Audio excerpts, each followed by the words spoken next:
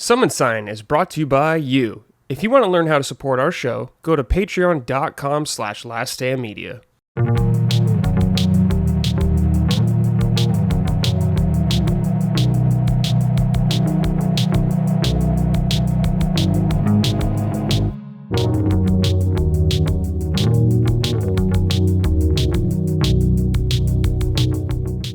Hello, everyone. Welcome to episode 132 of Summon Sign, Last Stand Media's weekly in-depth game discussion podcast. I have two fine gentlemen with me here today. First up, though, we're going to start with Mr. Chris Raygun wearing a fucking leather jacket when it's like 80 degrees out right now. It's currently freezing because I left the AC on like all night, and I woke up fucking shivering. My internal temperature is like completely. Shot. I'll probably take this off at some point, but I gotta. Yeah, you gotta. I gotta get myself. Up.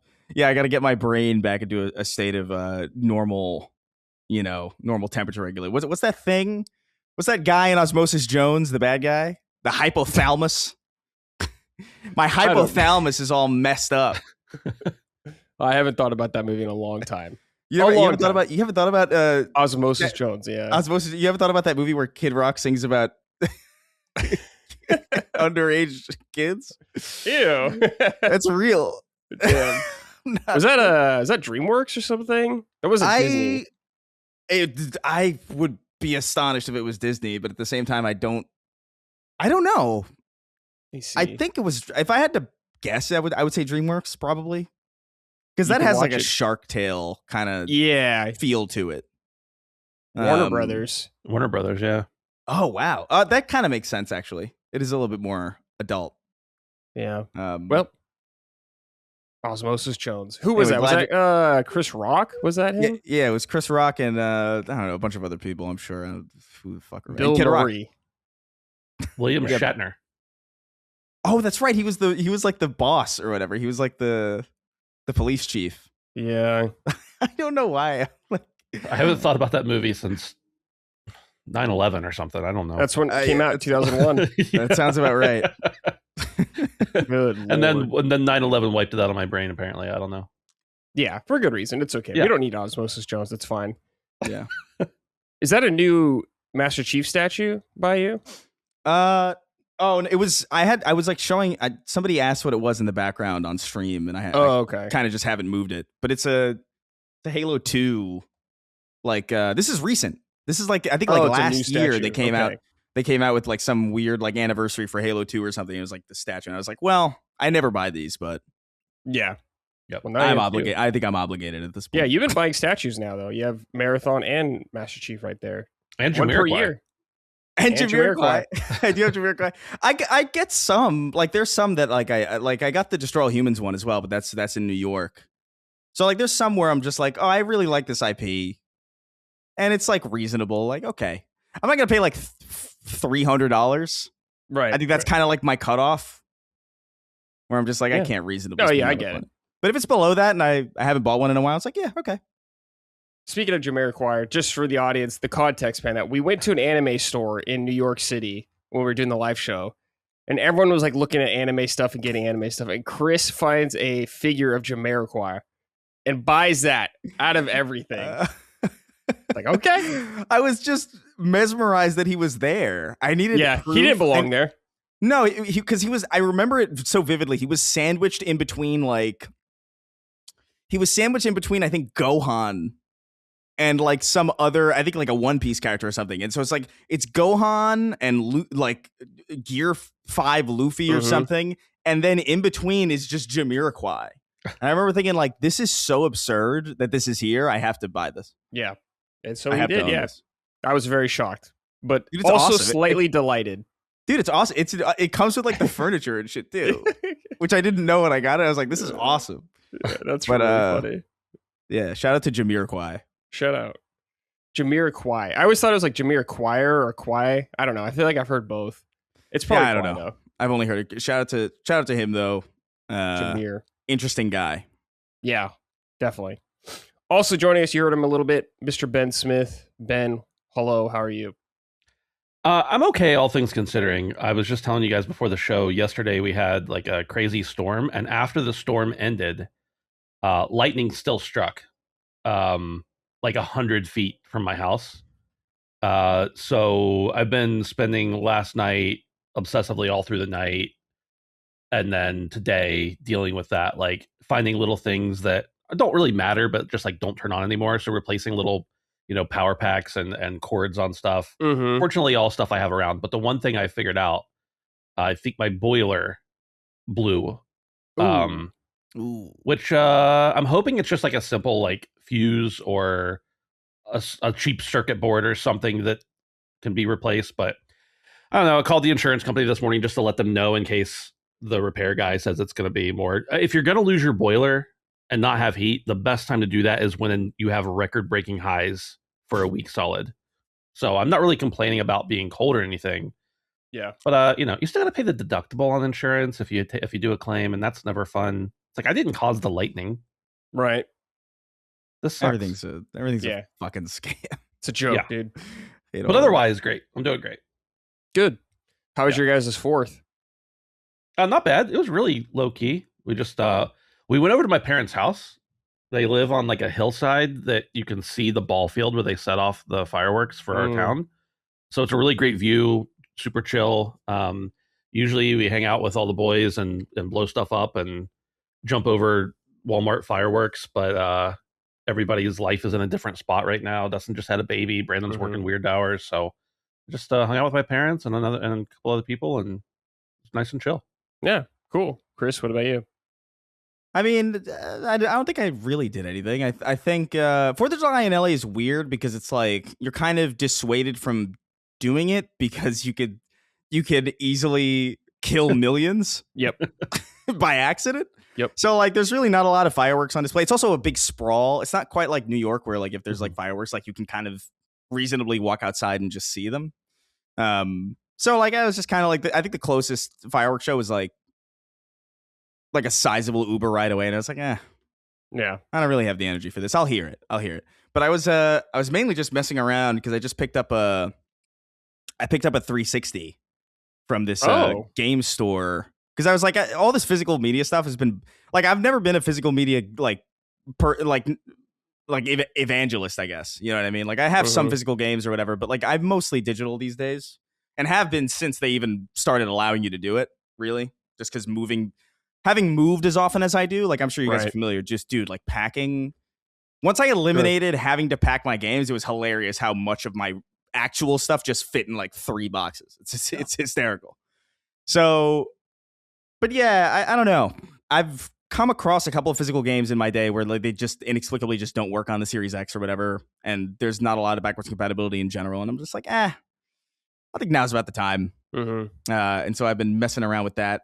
It's as we're gonna get into, I guess, like later on in the show. Oh yeah, I picked up something else that we're not going to talk about much, but I picked up. Do you remember that ATV racing game Pure? Yeah. Yes. I picked that up, and cool, I forgot how cool that game was. It actually feels really fucking cool to play. It's weird, but I know that the 360 is probably 30 frames, but I don't really feel it. Like, it doesn't feel as slow as it is. Yeah, you probably just adjust to it. Yeah, maybe. But like, I feel, I don't know. There's something about it, but like, I've been messing around with that. So that was I'm pretty sure that Pure came in a box. When I bought my 360, it like came with a pack-in, and it was Lego Batman and Pure in the same box. That's nice. I think that's accurate. That's a pretty good pack-in. Yeah, honestly. Yeah, that's not bad at all. That is very nice. It's better than oh my god, what was the PS3 with Talladega Nights?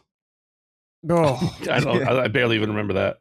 I remember it really distinctly because I was like, why the fuck is this video game console coming out with a fucking Will Ferrell movie? That's insane. Yeah, that's like when they were pushing the Blu-ray stuff probably hard, right? Yeah. UMDs. The first 500,000 units of PlayStation 3 came with Talladega Nights a month before its release. What a fucking hilarious. I just, that always got a giggle out of me. Just because, like, what a weird thing to see on a box. Dude, PS3 generation, insane time. I think they did like Spider-Man 3 also at some point. Maybe. I think they own it. I think the PSP had one. Oh, maybe it was that. Spider-Man 2, maybe. I think. I do remember that I inexplicably had the only movie I had on UMD for PSP was Ice Cube's Are We There Yet? I don't know how well that movie sold or how well that movie did, but like if you had a PSP, there's a pretty good chance that you had it because I think it was like I don't know if it was a pack-in movie or whatever, but like it might have just been because I was not the only person who had that movie, and I was also not the only person who didn't care that I had that movie. Yeah. You know what I mean? Nobody seemed to care that they had Ice Cube. No. Like, no one gives a shit. No one. But I did see that the Spider-Man 3 was a pack-in with PS3 as well. That makes sense. On the box, man. It's crazy. Yeah. Same font. 40 gigabytes. Wow. That used to be our storage. That used to be so much. That used to be enough to get you by. I remember like the PS3, the premium one was 60 gigabytes of storage. Yeah. Now we're at That's because so much of the storage was on the disc, but then you were screwed if your disc got scratched. Correct. Yeah. Times have changed, certainly. Yeah, I lucked out on the 360 I got because like I got like the slim model, but not the shiny one. Like I got the matte slim 360, which is always my like I hate Chrome. Like, you know, fingerprint magnet consoles. It always bother the hell out of me. That bothered me about the PS4 too, about that like one sliver where you just crude. Is that the 4 gig model? The one you got? The 360? Yeah. No, like, well, the one that I have is like 250. Oh, okay. So it's like it's fairly big. This is the slim one, so this is like 2010. Yeah. Yeah, because I remember that E3 they gave it to everybody in the audience or something. But they had two models. They had like a chrome, like not a chrome one, but like a shiny one and then a matte one. And it's like everybody I knew had the shiny one. I was like, this sucks. Where's the matte one? And I just on a whim I went to this game store and picked. It was like, do you guys have a 360? And it's like, yeah, we have this one. It was like a really perfect condition, like matte one. I was like, yes. I got it for like $90 or something. It was like, I was gonna say 360 is probably pretty chill to get. Yeah, I think it's not too. I mean, I feel like it's a dice roll with 360 because you never know if it's just gonna red ring on you immediately. But yeah, the older models are more. Oh yeah, that's true. You're right. The newer models probably are much better. The newer ones are more stable, as far as I know. Yeah, because even back home, like my cousins left their 360 at my parents' house once they got the next generation or whatever. They just didn't care, and so like I have the Chrome 360s in my parents' house, and they both still work, but they're not mine. You know what I mean? Like they're not mine, and they're covered in fingerprints, and you can't get them off. Yeah, and I think those are the 4 gig ones too. Man, Xbox 360. I remember the first time I saw one, my friend had one, and I was like, "Whoa, this seems so futuristic." When I saw it, like the menus and everything, it HD. I was like, "Holy shit!" It blew my mind that my cousin turned it on from across the room with the controller. I remember that very vividly, where I'm just like, what? And he hooked up his iPad to it. Or not his iPad, his iPod to it. And he started playing music over, like, I can't remember what the fuck he was playing. It's probably like Fight Night 2005 or something like that. And he was playing like Kanye West over it. And I was like, what? Yeah. What do you mean? Insanity, dude. It's so funny. Used to be so easily impressed. Yeah. Shout out 360, man. Great library. Yeah. Bad hardware for the first run, but great. Yeah. Great library. Great software. It was the software was so good that even though the hardware had like the failure rate of like a 21-year-old cat. Yep. People still like loved it. Yeah. Can you imagine if like can you imagine if like the Xbox One or something or like the Xbox Series X or whatever had a 53% failure rate? Yeah, dude. No, bro. You're not getting away with that. I know they got away with it, dude. They got away with it because the software was so good. Yeah, man, we used to put up with so much more shit in a lot of ways. But shout out 360, yeah. Halo 3 killed mine, so I was sick. Oh, Thanks, nice. Chief. Appreciate that. I had a friend where a Seinfeld disc killed his. That is depressing. Killed by Seinfeld, and it scratched the disc too. Like it did one of those things where it like lays it. So he eliminated an entire half season of Seinfeld for him, and then it broke his machine, and then he never played. He never got an Xbox again. Which is valid. Yeah. That is brutal. Yeah, I moved like I think I had Red Ring twice, and by the second time I was like, okay, this will not be my main platform anymore. I'm done with it. Yeah, it's valid. How to do it. Before we get into the show and everything else like that, everybody, please check us out on patreon.com/LastTimeMade if you'd like to support us, get early ad-free access to all of our shows. Also, if you want some merch, go to laststandmedia.store. Gentlemen. Well, Chris, I did this with you earlier, like a month or two ago, but we did it with PS1 games. But now we're going to do it with Xbox 360 games. Mm-hmm. And Ben's going to join in as well. We're going to go through 2005 to 2014. 2014 is when Xbox One came out. And Chris and Ben are going to pick their favorite game, one game per year. I have a Metacritic list. If you guys want it, you can organize please, it by that would year. help. There you go. You can look at that and sort it by year, the top left. Hey, beautiful. So if you want to see the highest rated games, you get an idea what happened. But 2005, yeah, a whole year early before the PS3.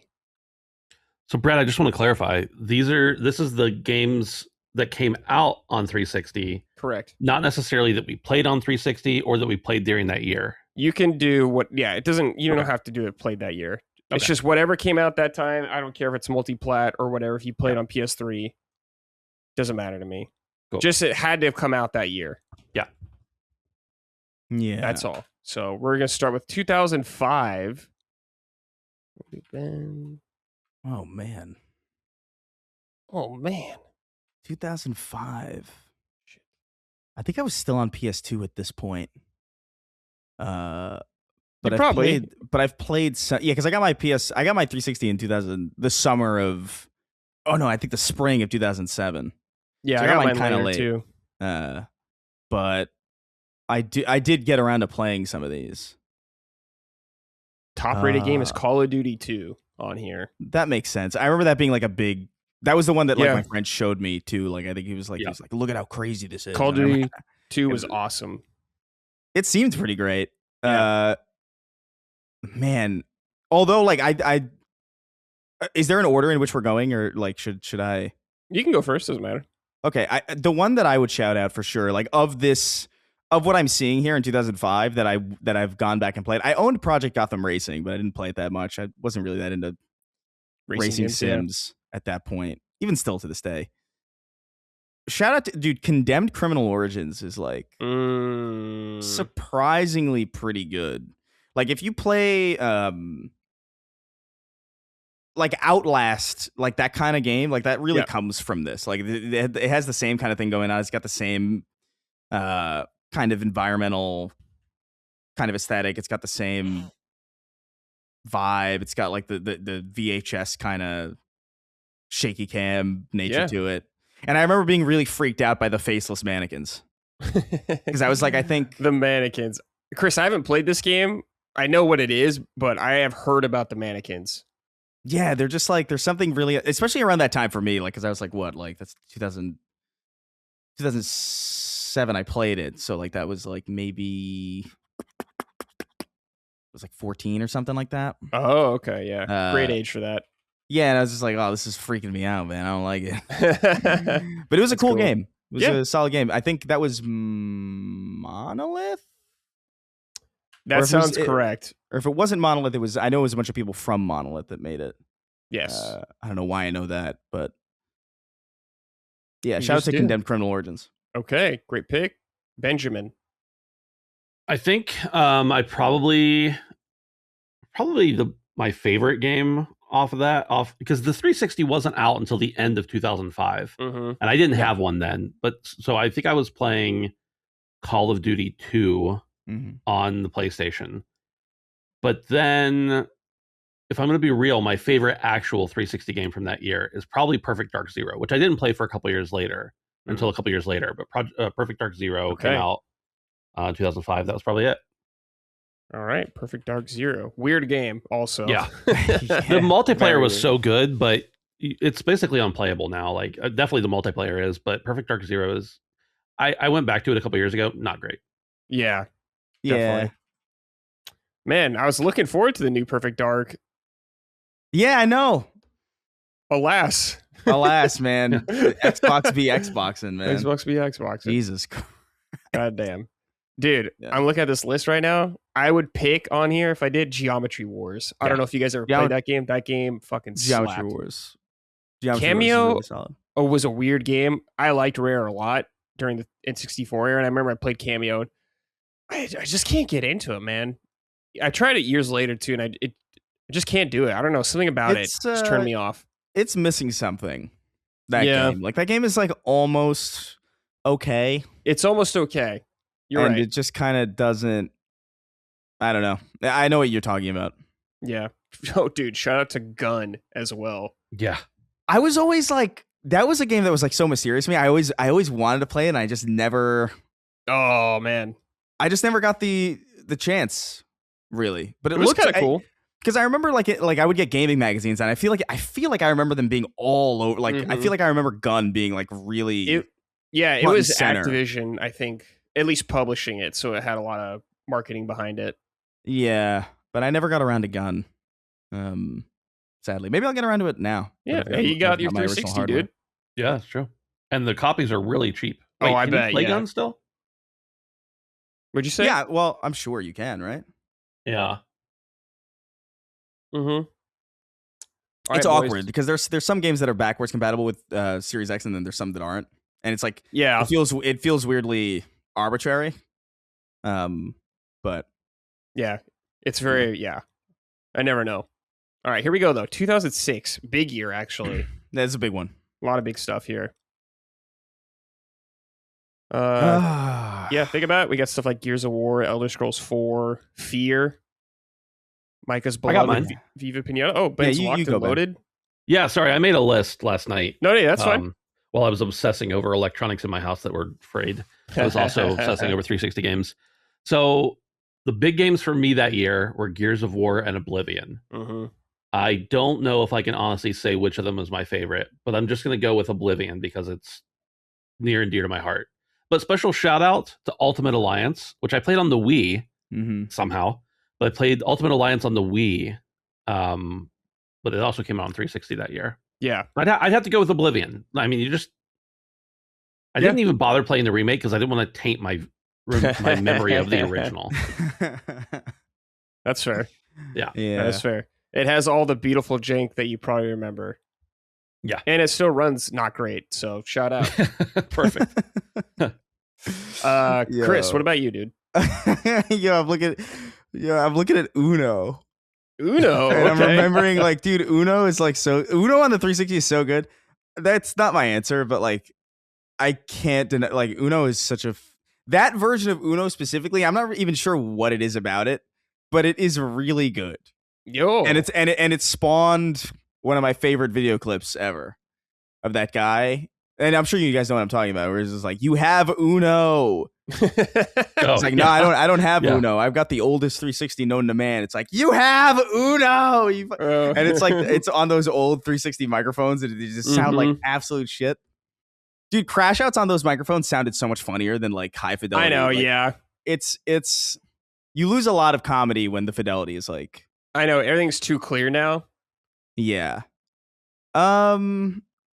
I think I have to I think I'm going to go with Ultimate Alliance. Okay. I really like that was the first, because I think that was one of the very first 360 games I got from Gamefly. Shout out Gamefly, dude. And I didn't normally play games like that. Yeah. And I remember I was kind of a Marvel fan. It was like kind of tangential. I was mostly Spider-Man, and so like I didn't really know a lot about these other characters. I knew of them because of like cameos and in the cartoons that I was watching and stuff, but I didn't know much about him. And I just remember, for whatever reason, that game was really exciting to me. And I was bummed when I don't know what the fuck happened to it. I don't know I think I lent it out or something, and I never saw it again. And this is the game really that made me want to get a 360 in the first place. Like, this is the one where I was like, I can't find this anywhere. It's delisted everywhere. Like, it's not backwards compatible with the new hardware. So I'm like, this is like, I've been hungering to play Marvel Ultimate Alliance, and it's the reason I got a 360. Everything else that stems from it is like just a happy byproduct, but like, I want to play Marvel Ultimate Alliance again.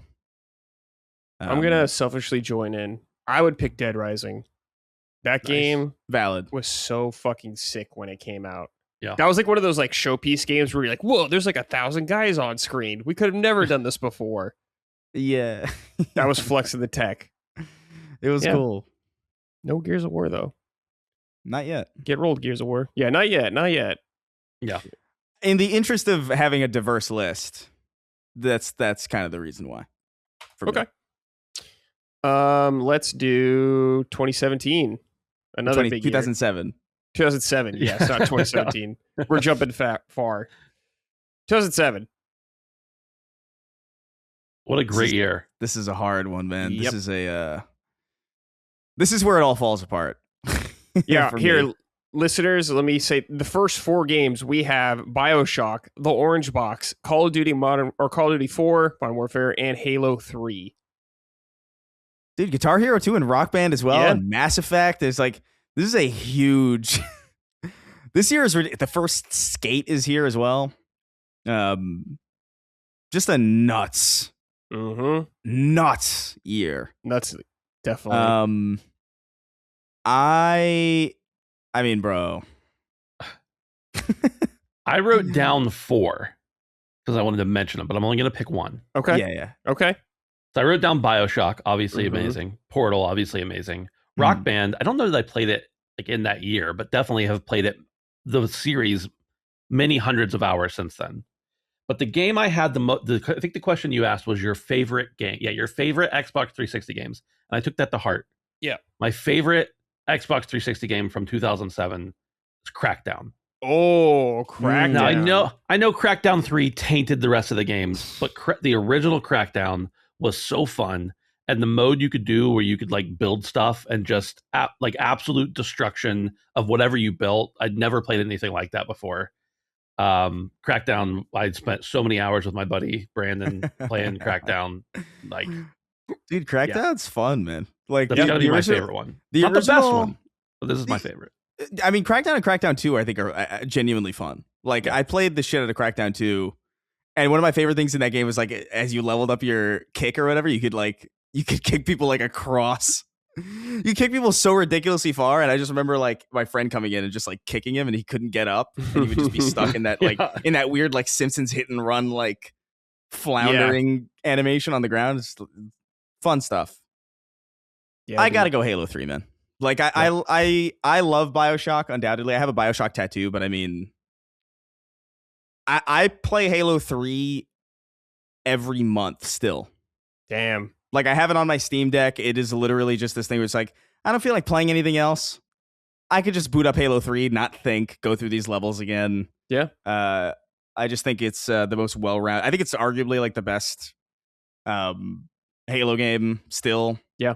It's just really well-rounded. That theater mode, the custom game suite, the multiplayer, the campaign, all of it is just the soundtrack. Like, I can't think of a flaw with it, really. Like, I'm sure there are some.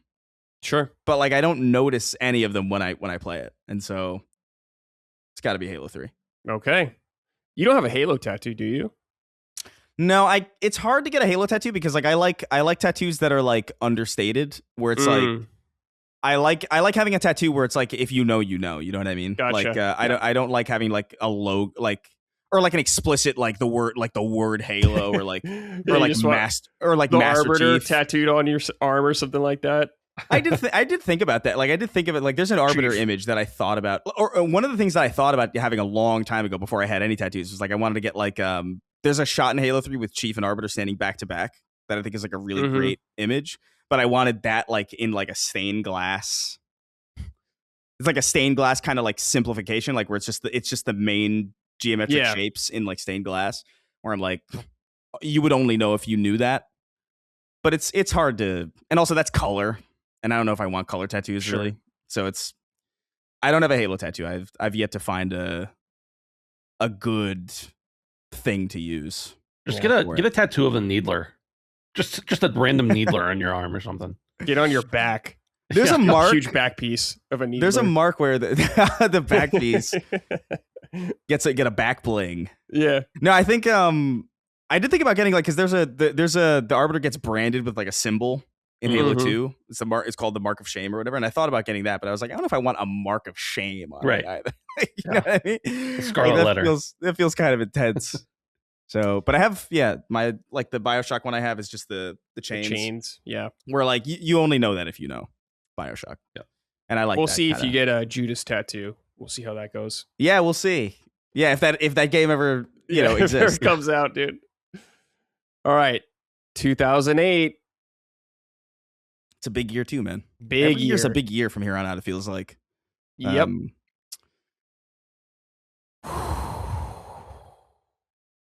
Damn. Damn. Oh, Pure is this year. That's sweet. God, man. Yeah, Left 4 Dead. Oh my God. Ben, do you have your? He's locked and loaded. You go first, because I like doing these things like kind of like off the cuff. Okay, because I know enough about this generation where it's just like I like the stress. Right. The ones I have written down of like my favorites from that year, Braid. Mm-hmm. Kind of got started like on the Xbox indies were so huge during this point in time, and actually later one of my favorites is an indie from a few years later. Fallout 3, Gears 2, Left 4 Dead, but my favorite, Fable 2. I was so hyped for Fable 2 to come out because I loved Fable 1, the first Fable, so much, and I was not disappointed. Like what an amazing game. Still, unfortunately, it's almost impossible to play on PC, but yeah, it is what it is, I guess. But it's got to be Fable 2, and I mean honestly, like that whole series, I loved, even though Fable 3 was not so great. What is it with games I like not having good third entries? I don't know, man. Yeah, but I still like Fable 3. Fable 3 disappointed me. Fable 3, I remember the big thing for me that I didn't like was just like the menu system, like the way that you the way that like your pause menu was like a 3D space. Yeah, that you had to like navigate. And I thought it was like a cute idea, but like it got really tiring really quick. And also just the setup of it wasn't right. I didn't like the idea that you started off as a king, like I like Fable when you're starting off as like a runt. And Fable 2 is so good. Fable 2 soundtrack I think is like one of my favorites ever. Like that like really that Memorial, I can't remember what it's called. I think it's called Memorial, like the track. But like I've used that in videos all the time. There's a lot of great shit this year, man. Like Portal Still Alive came out that year. Here's the thing that's craziest about this time period. When I was like looking through these lists, it makes you realize like Gears of War, the first one came out in 06. Gears 2 came out in 08. Portal came out, or I'm sorry, Rock Band came out in 07. Rock Band 2 came out in 08.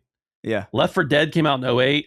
Spoiler, Left 4 Dead 2 came out in 2009. Dude, like, we don't get games sequels sequentially in years anymore. Although I do remember, I mean, Rock Band, like the arcadey games were like, that was always kind of expected. Right. I remember Left 4 Dead 2 coming out that quickly was like a controversial thing.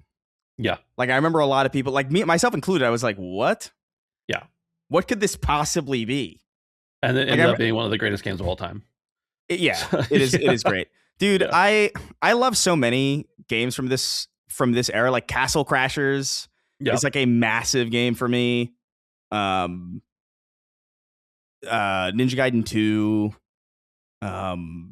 N Plus is a really underrated platformer. Mirror's Edge was this year too.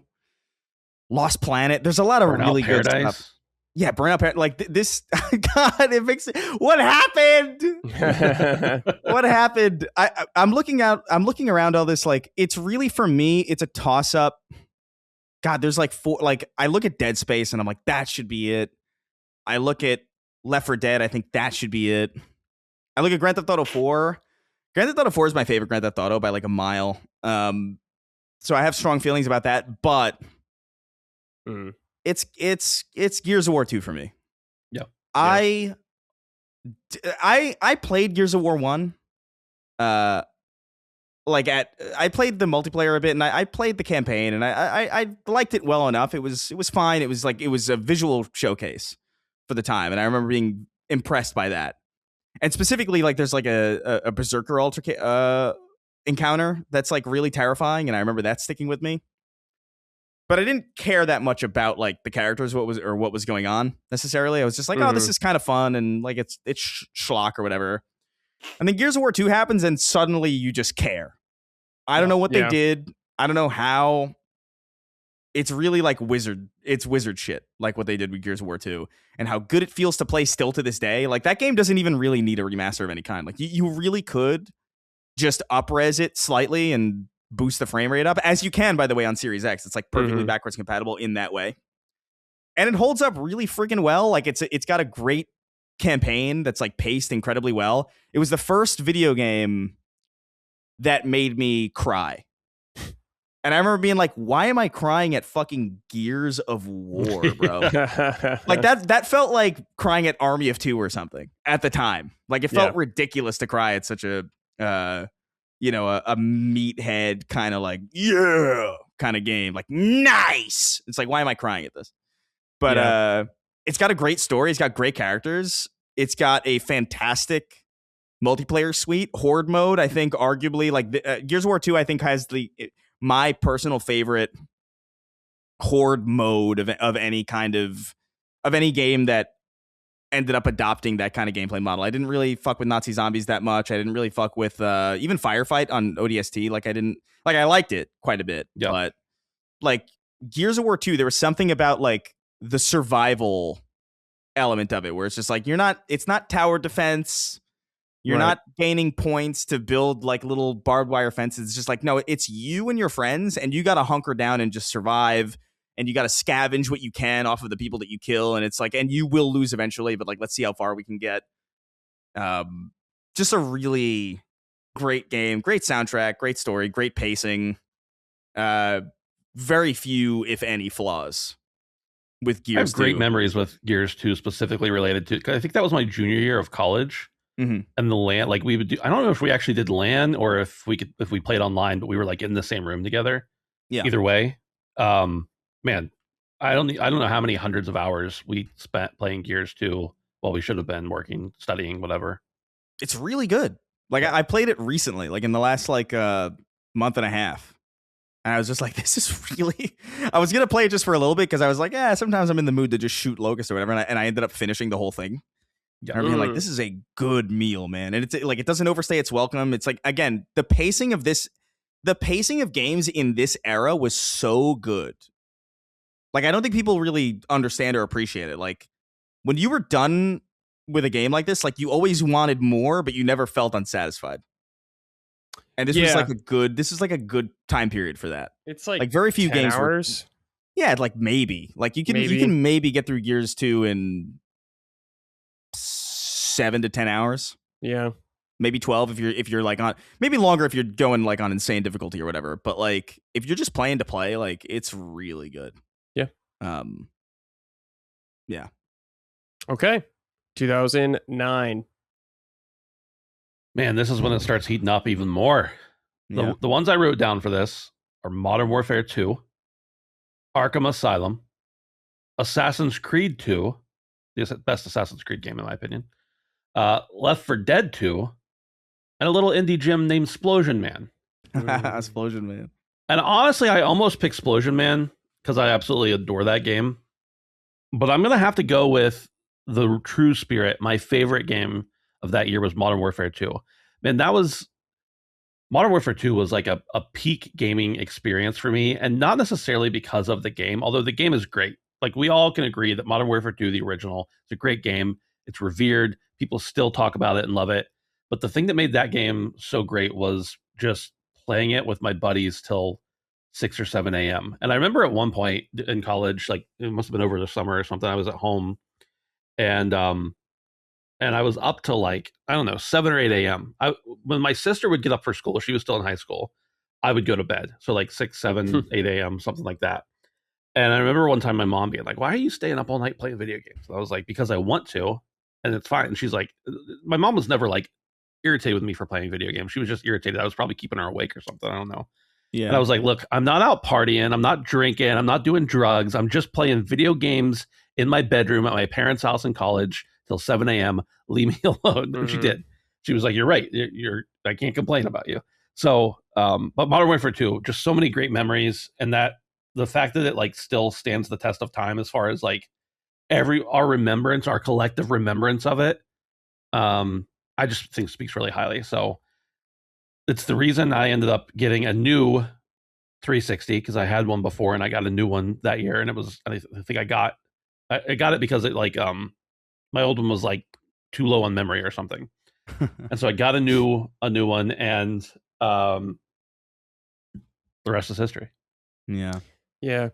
Modern Warfare 2 is really funny. I remember when that was coming out, there's a huge controversy about it because they got rid of private servers on PC for it. So a lot of people were boycotting it. And there's that classic image of like, don't buy Modern Warfare 2 group on Steam. Yeah. And when the game came out, like 80% of them were playing it. Right. It's like some things never change, man. All right, yeah, Chris, man. What about you? There's a lot of games this year that I have a soft spot for. Like I have a soft spot as mediocre as some of these games are. Like I have a soft spot for Bionic Commando because like that multiplayer was like weirdly good, even though the story and like the main campaign was like kind of whatever. Like the grapple mechanic in that game is arguably one of the better ones. Yeah, it was that's ever been developed. And then like the game that surrounds it is just kind of like very whatever. I have a soft spot for the Saboteur Pandemic games final. Like that's their last game. That's where you like liberating Nazi occupied France as like this this Irish mechanic or whatever. It was like very weird, but I remember just like really interesting and striking.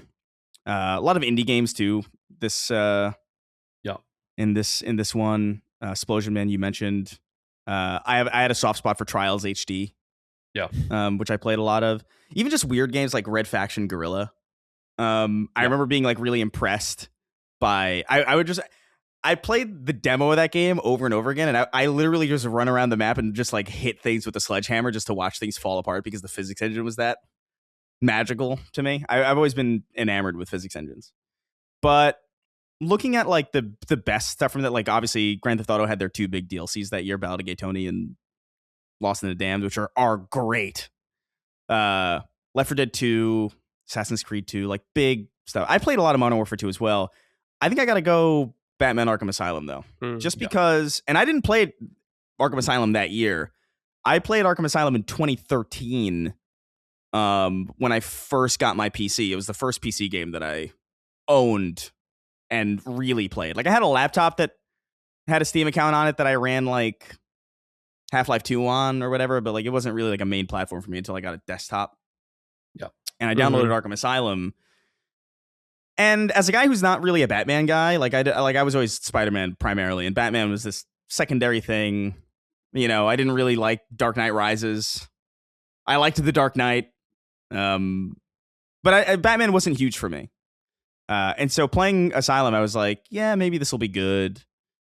And I got really, really enamored with it. I think that game does a great job of like sucking you into everything that Batman's about. Like I think it does a great job of setting up the vibe, the aesthetic, the personality, like the type of world that it's set in. It does a great job of developing the rogues gallery. Obviously Kevin Conroy and Mark Hamill killing it.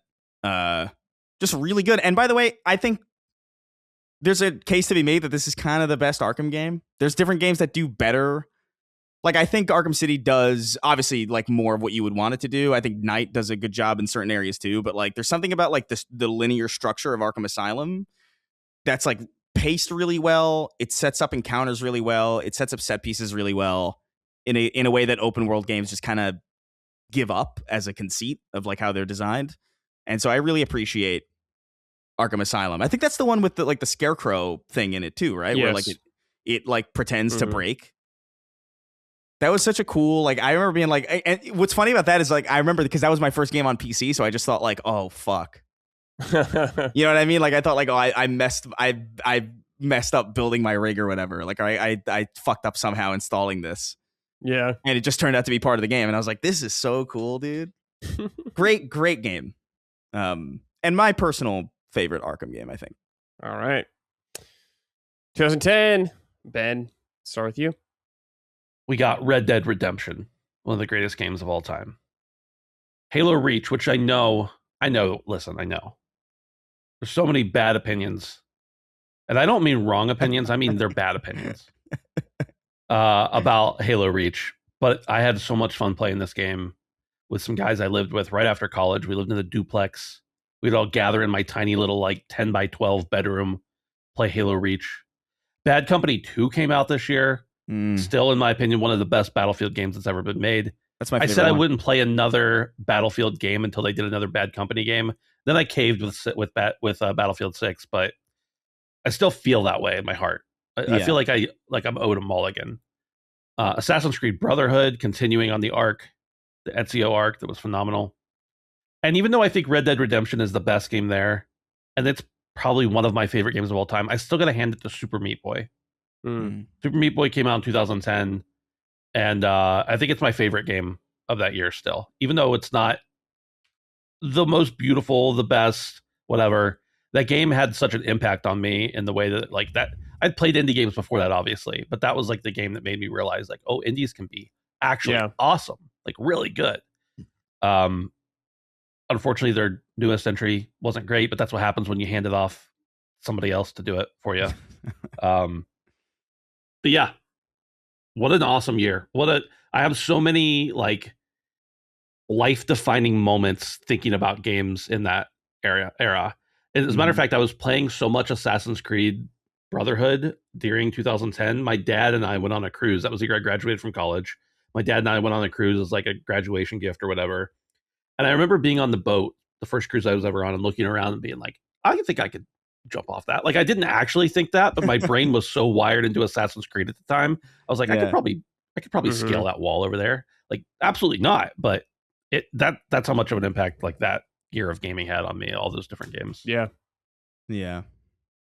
It's a good year, man. Again, it's just such a damn, bro. It's like frustrating because there's a lot of like underrated games here too. Like I think Enslaved Odyssey to the West was like a really fun, weird, very weird game. Blur, in my opinion, dude, I love a good racing game. Like they don't make weird racing games like that anymore. But like Blur was really awesome. It was like an arcadey kind of like Tron looking racer that I really loved. Just Cause 2. Death Spank, I was like weirdly enamored by. It was like a weird little like comedy game. Monday Night Combat was like a fun arcade kind of multiplayer thing. It's like unplayable now. It's like completely gone. I was just talking about that game with Brad recently. Oh, Monday Night Combat. Yeah, it's funny. Like I don't remember much about it because I played it for such a short window of time, and then just like it just wasn't available at a certain point. But like I remember, like I have fond memories of it. Alan Wake was that year. God damn, this is hard. I'm torn between two right now. Okay, but I think I got to give it to Mass Effect 2. Like I just think like it was between that and, for me, Splinter Cell Conviction.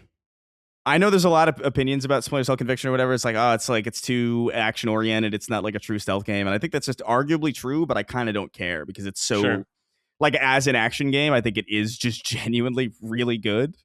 Like I think the presentation of it is awesome. The fact that like all your mission objectives are it's not really displayed as like a HUD element. It's like kind of like it's displayed in like lighting or like clever lighting and shadow and stuff. So I remember just thinking that was a really cool presentation. I think Sam Fisher is badass in that game. It's arguably the template for John Wick, literally.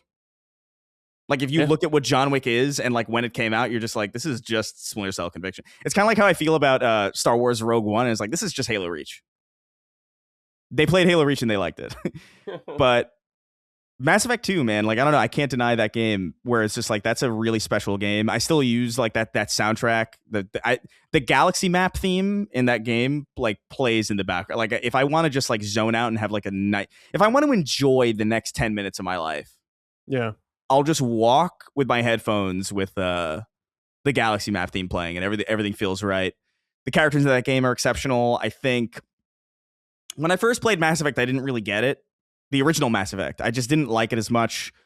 Partly due to the fact that it ran like shit on the original 360, if I remember correctly. Like even back then, when I wasn't really a frame rate snob, like I remember the original Mass Effect running like absolute ass, and thinking like, well, if I'm gonna play a third-person sci-fi shooter, like why would I play this over Gears of War? It just didn't make any sense.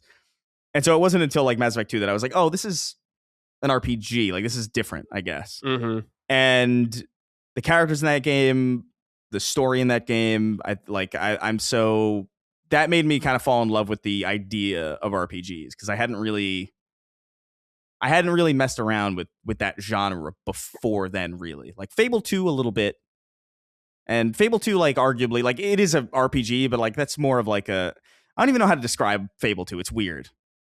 And Fable in general, like, it is an RPG, but it isn't in the same, like, I don't know. It's odd. Yeah. But Mass Effect 2 was the first real RPG that I played that I really, like, loved.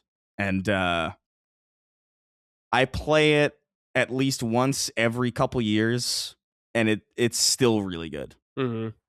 Controls better than I remember it controlling, even though it's still not like it ain't Gears, but still better than I remember it playing. And just like, man, Garrus, man, the character writing in that game is just exceptional.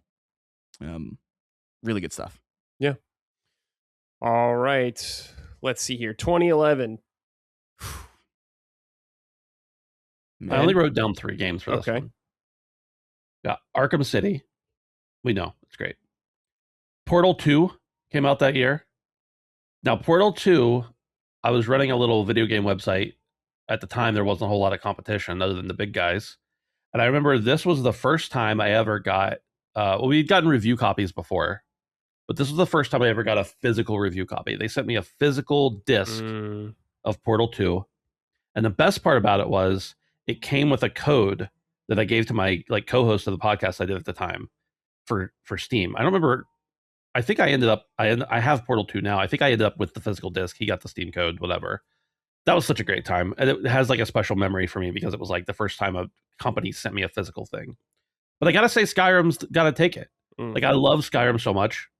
I had gotten, Emily, my wife, we got engaged in early November of 2011. She lived like an hour from me at the time. And, she would come up, like I would go down to her house on Tuesdays. She would come up to my house on Fridays, like for a while there. And I was still living in that duplex with those guys that I mentioned earlier.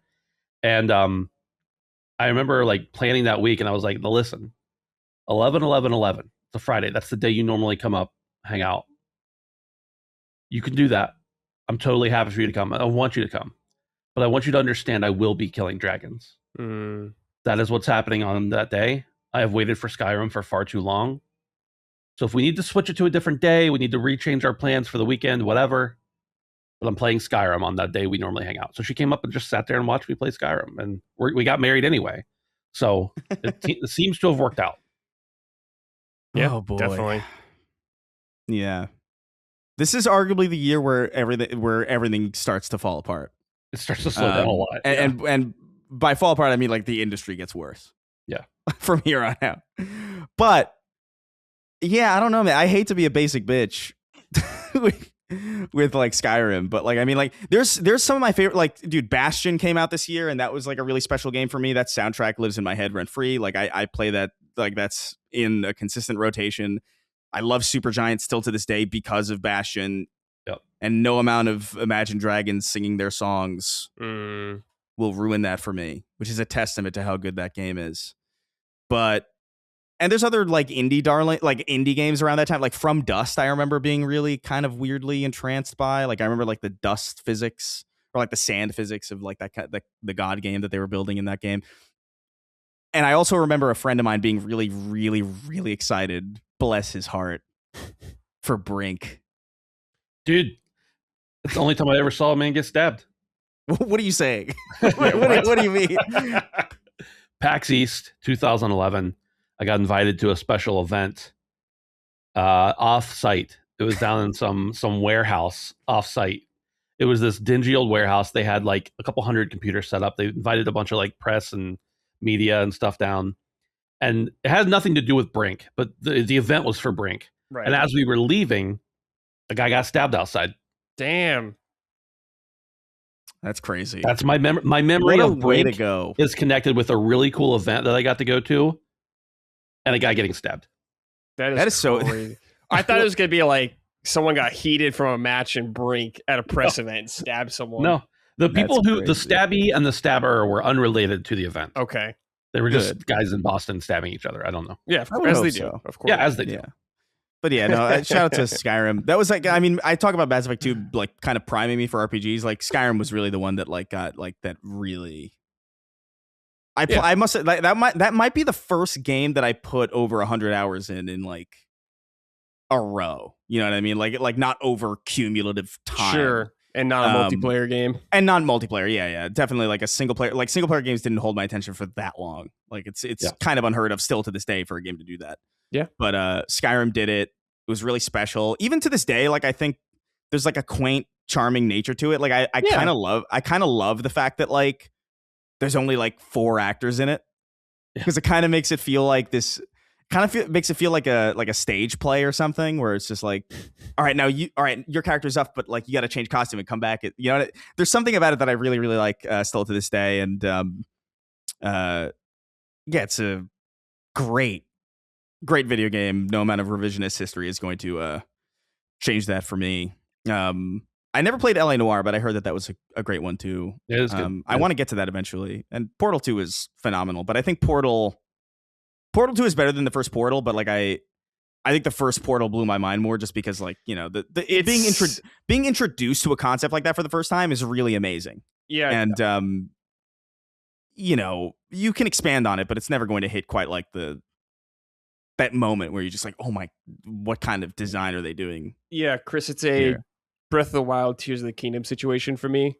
100%. Like, yeah, Tears of the Kingdom's a better game in pretty much every regard, in my opinion, but Breath of the Wild had that impact, like you were saying. Yeah, like if you never played Portal and you started with Portal 2, I could see that being like your favorite game of all time, like no questions. Sure. Because like not only did it blow your mind, but it was like it had the budget behind it too, and it's like a great story and great characters and shit. Like I could. That's a totally valid answer for me. But it's Skyrim. Okay. Skyrim. No love for Dark Souls from any of you guys. Okay. I still to this day hate. I can't, bro. like I'm such a hater. And it is because I'm bad at it. Like I suck. Like time to play it, Chris. It's time, dude. Maybe you've grown a lot as a gamer. You play a lot of Elden Ring, dude. That is true. I mean, now it would probably be trivial, but like, you'll be much better at it now. Yeah, it's just I think honestly for me, I think the big thing preventing me from doing it is because like I really like Elden Ring and Sekiro. I think largely because they have a jump button. I like having a jump button in action games. I don't know. Yeah, even you can kind of jump. You can kind of jump in Dark Souls. Sure, it's not good. Okay. You can kind of do it. Yeah, you can jump the way Stephen Hawking can jump. Yeah, it's like hold button, release, press again, or something. It's like insane. It's such a psychotic system. Yeah, it is crazy. Absolutely insane. All right, what are we on? 2012 now? 2012. Yep, 2012. Not only do the great games slow down, I slowed down a lot during this time. I got married in 2012. I had a kid in 2013. I was in a master's program. I was working full time. I was starting a business. So like my gaming was not in these few years what it once was. But Dishonored takes the cake that year for me. Dishonored came out in 2012. I forgot to mention in 2011. It didn't come out on 360. But in 2011 was Minecraft. I sunk so many hours into Minecraft. Anyway, back to 2012, Dishonored. I don't know if I'd ever played anything exactly like Dishonored before or after. I mean, there's obviously been stealth games. There's been there's been immersive sim stuff like it. Yeah. There's been stuff like that, but I think it was like the combination of whatever Dishonored was something I had never played before, and just like experiencing it for the first time, and the fact that there were multiple endings, and I played through it multiple times over a period of months, if not years, was just really like kind of revolutionary for my brain. I really hate that those games didn't get as much love, like maybe critically, but not commercially as they should have. Right. I think it sucks because they're phenomenal games, but Dishonored 2012, and honestly, I couldn't tell you anything else I played in that year. I'm sure I did. Yeah. But that was the big one for me. Yeah. Great pick, dude. That was college for me. So like I wasn't playing as much. Also, like to the degree that I was playing, I was probably still playing Skyrim for most of 2012. But like I did dabble a little bit. Like the Walking Dead's a big game for that year. Yeah, definitely. And I remember being impressed by it as well. But Halo 4 was that year as well. And I hate it. So like it's not even remotely considered. Dishonored, I I really, really liked, but I always lamented Dishonored because I could never play it as well as some of the people that I saw playing it. And so like there's a frustration with Dishonored for me where I would watch people do like these crazy combat loops and I was like, fuck me, I can't do any of this. But yeah, and shout out to Spec Ops: The Line too. Like that's a big game for that period. And you know what's funny about that game is like I remember playing the the multiplayer beta for Spec Ops: The Line. Yeah. And thinking like, this is kind of whatever. And then the story, obviously, it's very much a Doom 2016 story with that game in some ways, where like the multiplayer like beta comes out and people are like, eh. And then it's the story, it's the single player, that really grabs everybody. But for me, I look at this year and I see like, I think, oh wow, I think probably Far Cry 3 for me this year, because this is the first like open world FPS that I played that I remember feeling like, oh, this is kind of cool. And it's got like, with guns. Yeah. Yeah. The famous Adam Kovic quote. I remember playing this and like being like, this is kind of great. And again, this is another one of these games where it's just like, it's from an era where it's just well paced. This is an open world Ubisoft game before the bloat kind of took hold. And so like it feels well paced. It's got a great villain, like a better villain than it deserves, really. And you can tell that like this game impacted Far Cry in a way that few games impact their successors.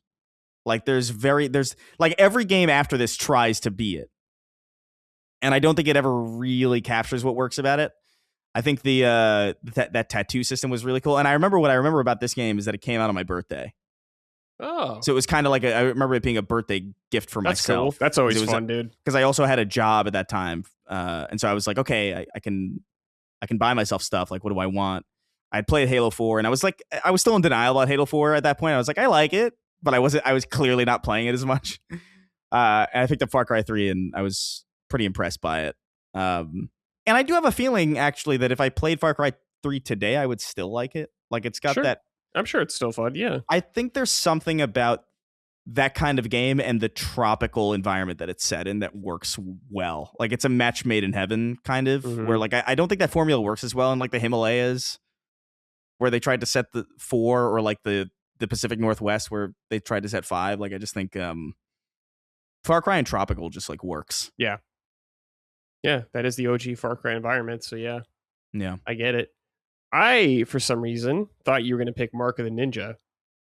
I did like Mark of a Ninja as well. Borderlands 2 is also a huge... Like, this, I played a lot around this time, but, like, I think everything that I had played was either a sequel, so I kind of knew that I would like it in some way. Like, Mass Effect 3 was probably, like, the game that I loved most that year, but I expected to. You know what I mean? Far Cry 3, I was coming in blind, and Borderlands 2, I was coming in from Borderlands, and maybe Fez was like kind of like an interesting game for me, but like Far Cry 3 surprised me the most, I think. Yeah. All right. 2013. Benjamin. 3 games this year. Of course, we got Assassin's Creed Black Flag, which I got to mention. Not only because it's a phenomenal game, but because, you know, the remake is coming out very soon. I don't know if it was my favorite game that year, but a great game. Was that Injustice? 2013? Was it? I thought it was. Maybe. Hold on. Anyways, keep going. Sorry. I think it's 2014, maybe, but I'll double check. Which game? Okay. Assassin's Creed Black Flag. Because it came out when PS4 did. No. Or was it earlier? No, because PS4 had that double. Do you remember it had like the double release of those? I remember they came out the same day. It was 2 different games, though. I think it was the year after. I think Black Flag was 2012. Okay. Black Flag release date. Well, it doesn't matter. Whatever. It does matter. Continue. Can't be wrong. No, AI. 2013. It's wait. Yeah, 2013. Okay. It came out later, a year later, I guess, for PS4.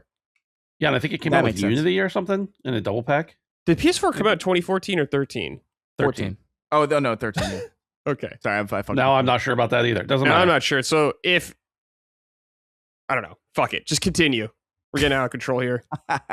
Injustice, Gods Among Us was really big for me because it was a game that I could easily just like, especially when I had later that year had a new kid I could just like play a couple rounds while he was sleeping or something like that. Like hold him on my chest playing the game. And also my brother-in-law was like in college, which was close to where I lived. I worked at that college and staying at our house. So we would like play couch co-op, or not co-op, but couch Injustice a lot. But Diablo 3 came out in 2013. It's got to be my favorite game from that year. I was a huge Diablo 2 fan.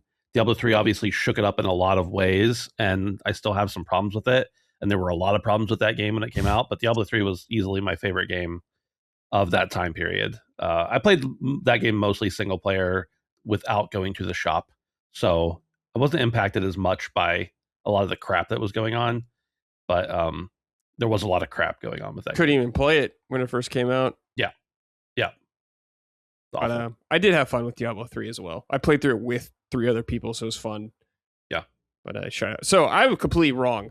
For some reason, I thought Xbox One and PS4 came out 2014, but it's 2013 actually. Yeah. So I'm a whole year confused. So we're just going to scrap 2014 because that 360 is done by then. All right, Diablo 3, great pick. Chris.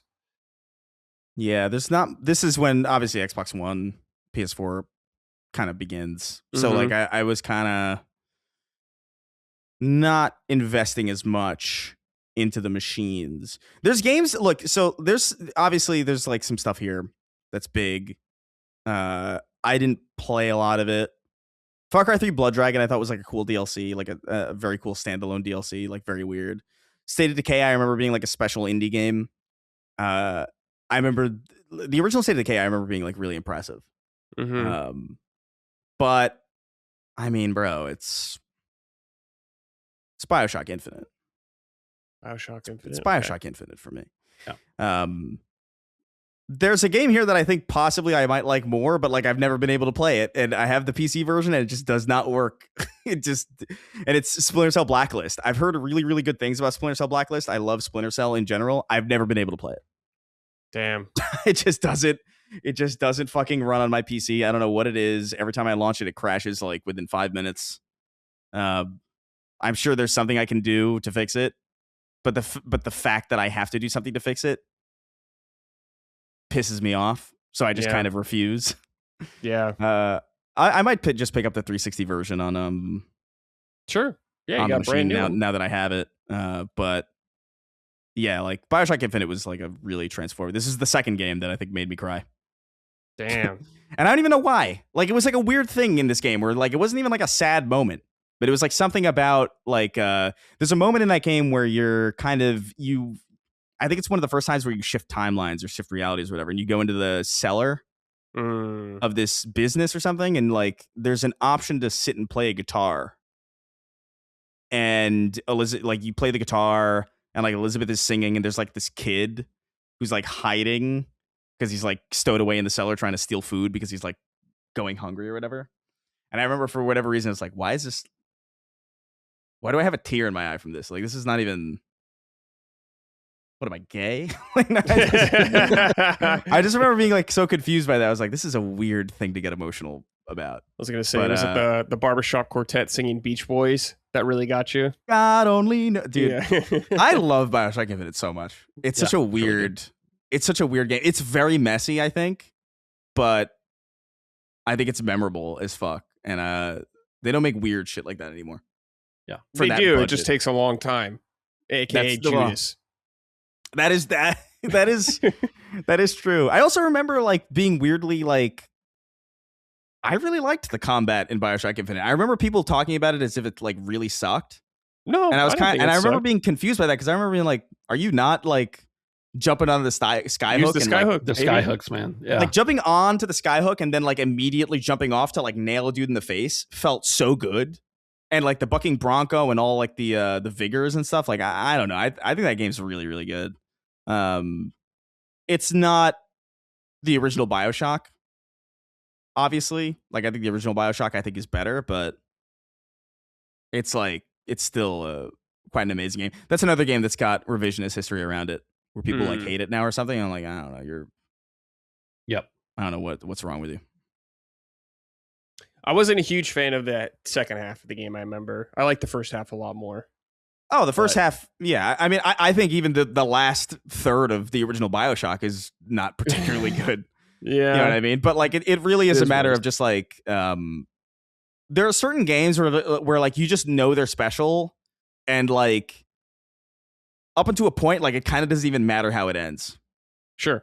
You know what I mean? Like BioShock is one of those. I think Prey is one of those as well. But yeah. I wasn't a big fan of the last whole like fight sequence in Infinite. Because you basically like play on the entire airship or whatever. Yeah, you basically play the entire thing on skyhooks. Yeah, kind of. Yeah. Well, it didn't ruin the game for me. BioShocks usually don't have great final bosses, I feel like. Yeah. I mean, dude, I can't remember two actually. So one in Infinite. Dude, that's true about Arkham Asylum as well. Like, I love Arkham Asylum, but that last fight with Joker or whatever. Yeah, Arkham Asylum. Yeah, Arkham City. That I think sucks. Is better. like that sucks. But it's just a solid game, regardless. Yeah.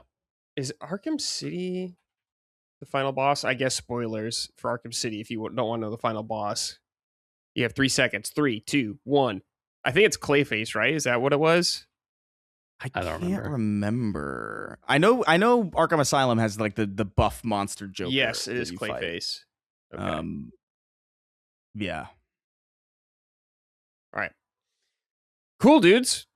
Let's go through the list really quick. So these are Xbox 360 games.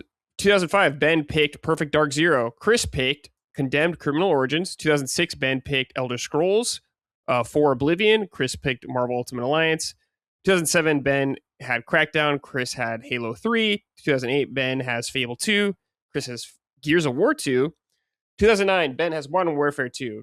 Chris has Batman Arkham Asylum. 2010, Super Meat Boy for Ben and Mass Effect 2 for Chris.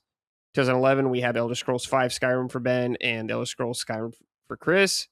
2012, Ben has Dishonored and Chris has Far Cry 3. And 2013, Ben has Diablo 3.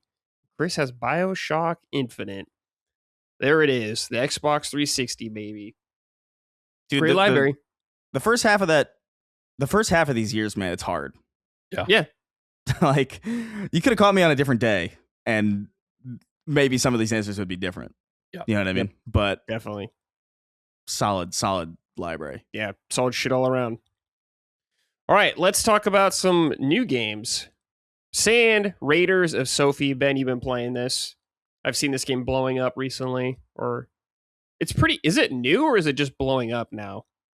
That's like maybe 3 weeks old. Okay, so it's pretty point. new. Yeah, gotcha. Yeah.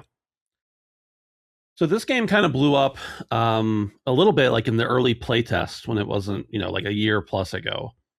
And a lot of people were describing it as like Sea of Thieves in the desert, which it's not any of those things, but you're basically there's not really a story here. You're miners of some kind or raiders, I guess, of a moon of Jupiter, I think it is. The game was originally just called Sand, and they added Raiders of Sophie to it at some point. I don't know why. It doesn't matter. I checked this game out in a couple of play tests that it was in, and I thought the concept was really solid, and I'm a big multiplayer guy. Yes. But it was really janky. Did you play this with me at one point? I haven't played it. Locke and Justin, our buddy Justin, and a couple other people did, but it was really janky, but I was like, there's potential here. And then the game finally came out, and there's still potential. Or there's still jankiness, but there's a lot of more potential than there was.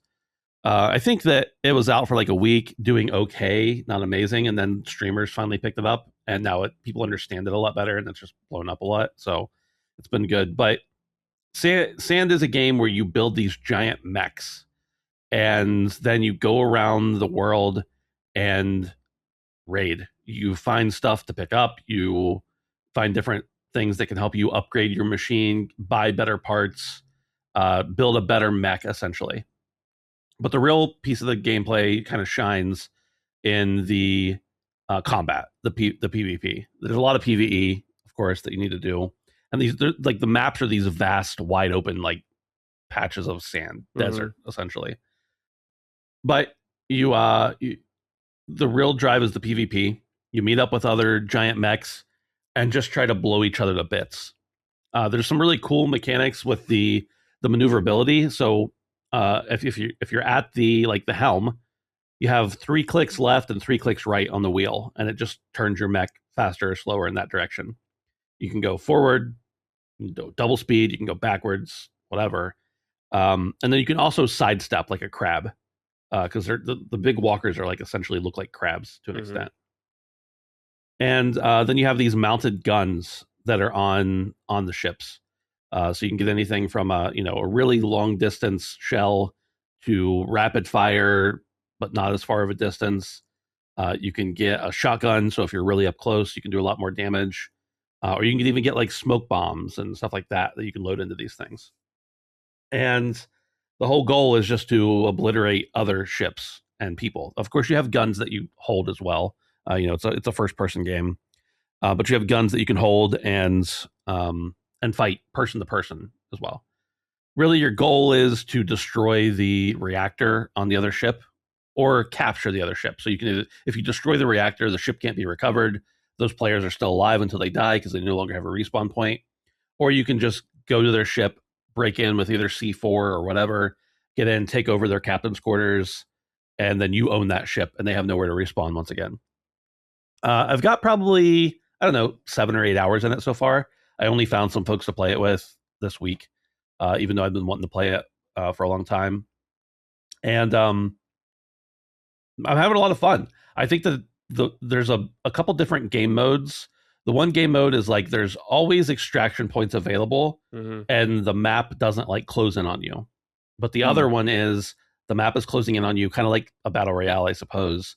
But the extraction points don't appear till a certain point in the map, and they appear for everyone at the same time. So in the battle royale-esque mode, everybody loads in at the same time, and that's all the ships that are going to be there. In the other mode, ships can kind of come and go. It's a persistent world, and you can extract it anytime you want to, or choose to just stick around and keep fighting. I think the thing that sucks the most about the game right now, for me, as someone who's like a couple weeks late to it, is the fact that if somebody's been playing a lot longer than you, they could have upgraded or gotten more loot or whatever, and so that you basically have no chance. There's a lot of comparisons here that aren't good, but Sea of Thieves, one of the big reasons I like it is that the only thing that you can get an advantage with, as long as you're not cheating, is experience.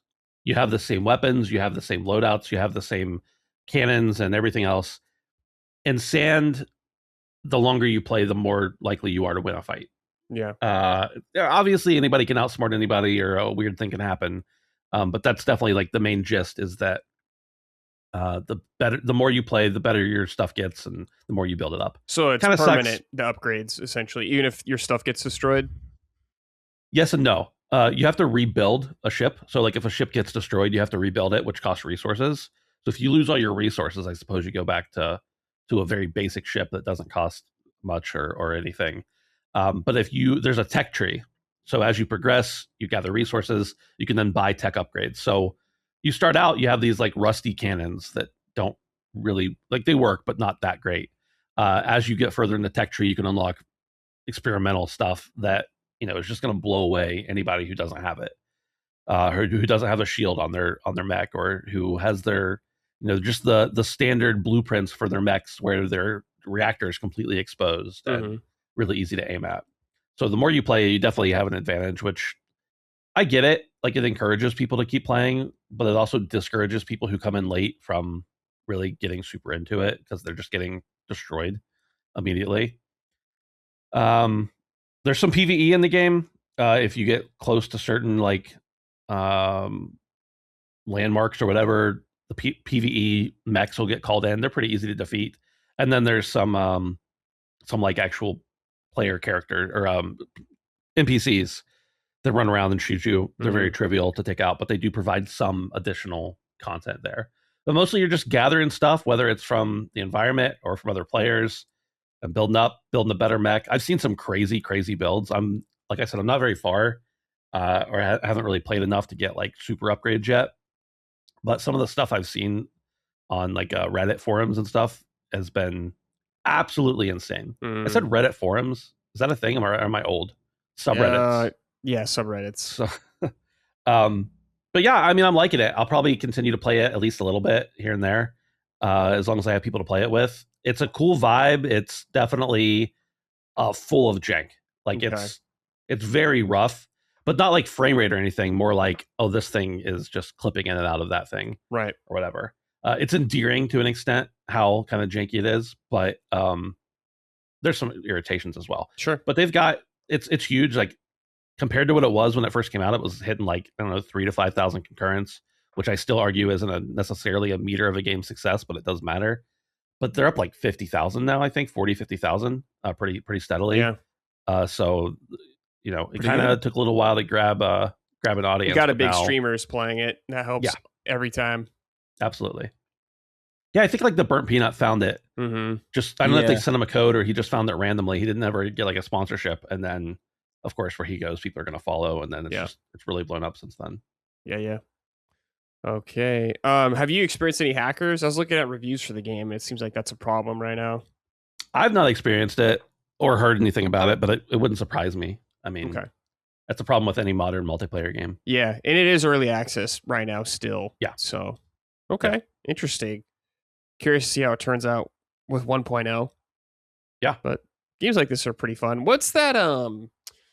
It's like the space one. It's kind of like this as well, like Sea of Thieves-esque, like boarding ships. It's by some ex-Blizzard people. I forgot what it's called. The Void Crew? That might be it. No, that's a roguelite. Yeah, I forgot what it's called.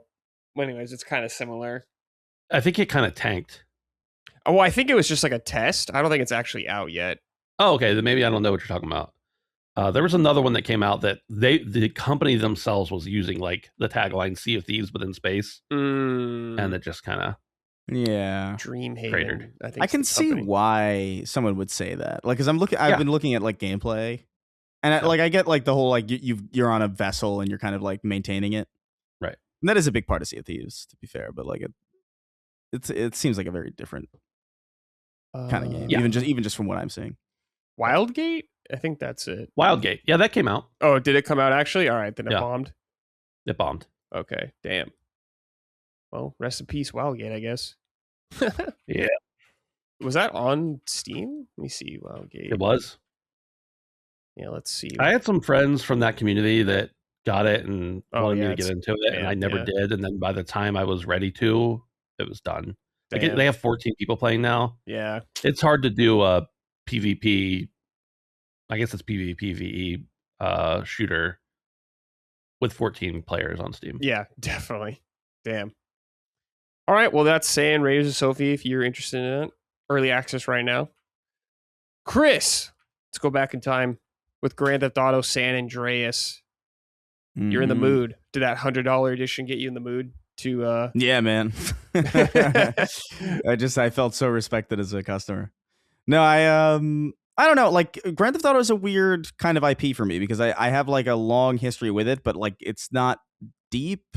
Like I remember I played 4 back in the day, but not like I didn't really care for the story. I didn't really care about it. I played like multiplayer with like my friend, and that was kind of it. It was GTA Online. And then I beat 4, I think, in the last, I want to say 2024, for the first time. And I was like, oh, this is actually really good. Like, this is like a really great story. Like, I didn't think it was this when I first played it.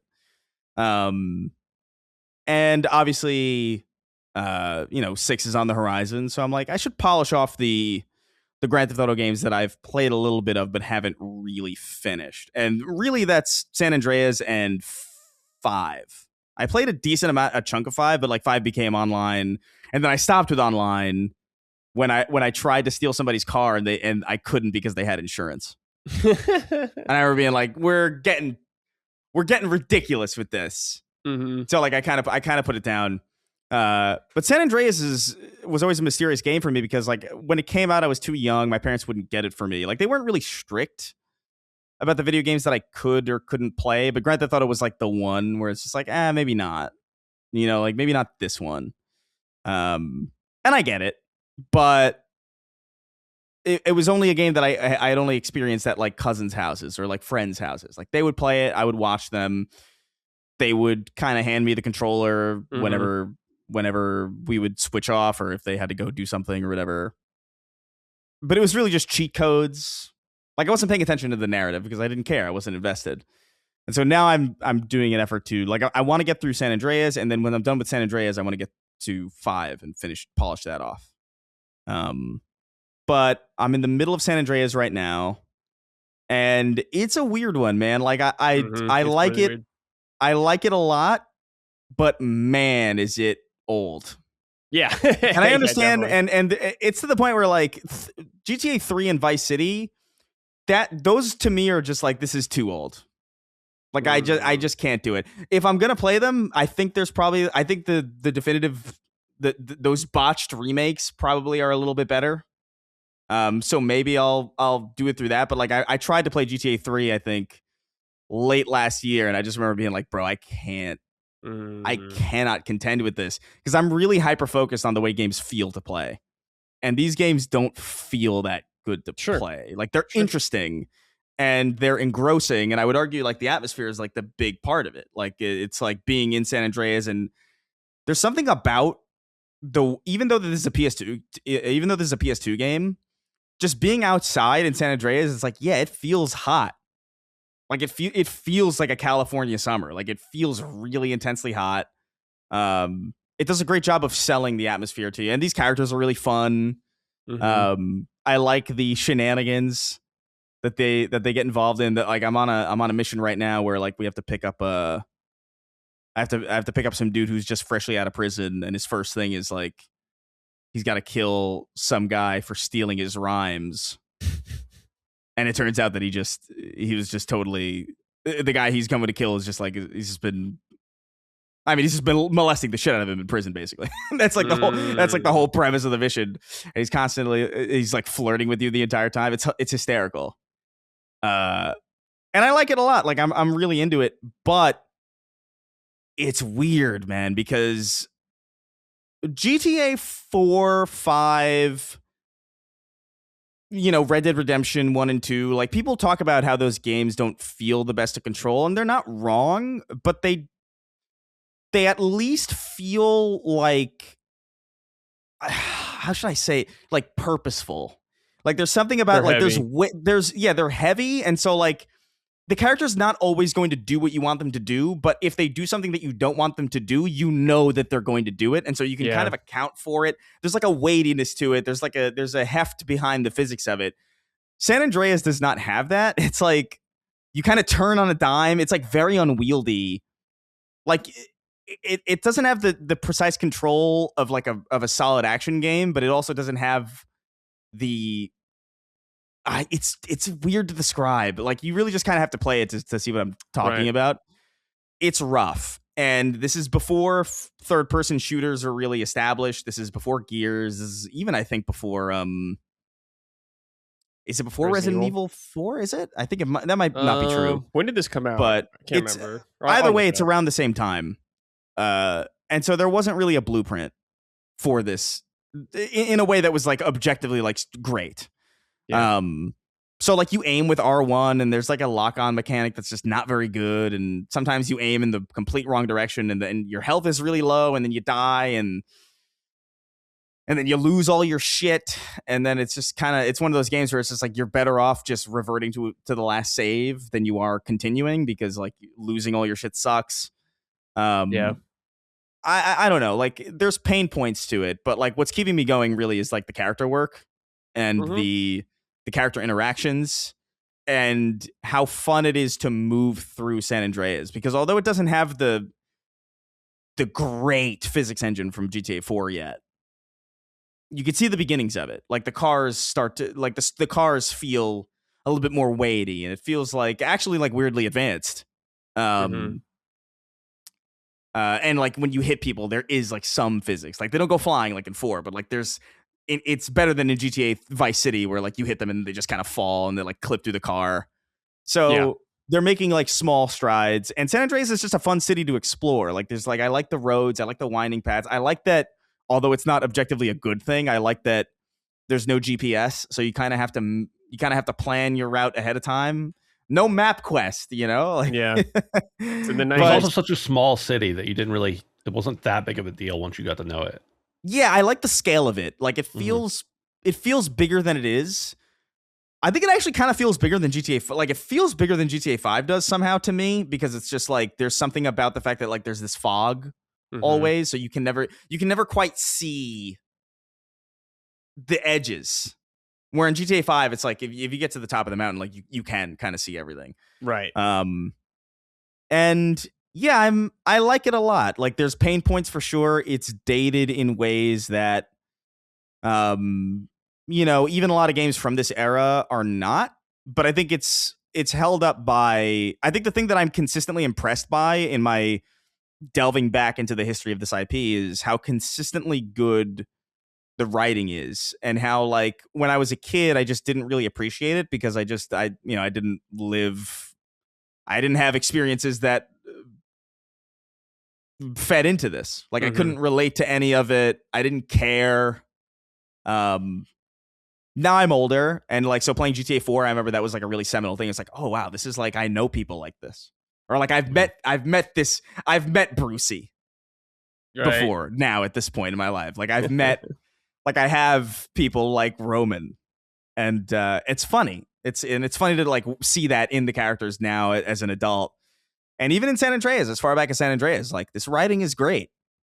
Like it really is earnestly good. The performances are like hit and miss, and like the way they capture the audio is funny, and it feels very Skunk Works because they're clearly working with like really compressed microphones. It's a massive game, and so the cutscenes that they animate feel like cutscenes from PS1 because you know what I mean? Because like so much of the game is bigger than what like a lot of PS2 games at the time were attempting. And so yeah, I'm really enjoying my time with San Andreas, like more than I thought I would. And I'm certainly frustrated. I'm definitely dying a lot just because like the controls are like your biggest enemy in this game. But I'm saving after every win.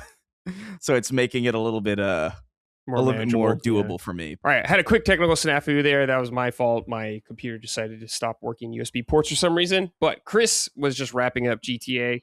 I don't know what got cut off, Chris, but if you just want to say your final thoughts on it again.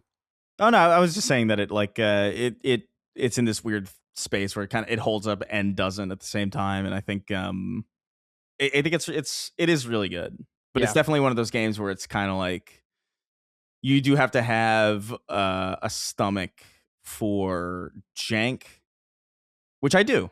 You know, like I still play like PS1, like I play PS1 games still.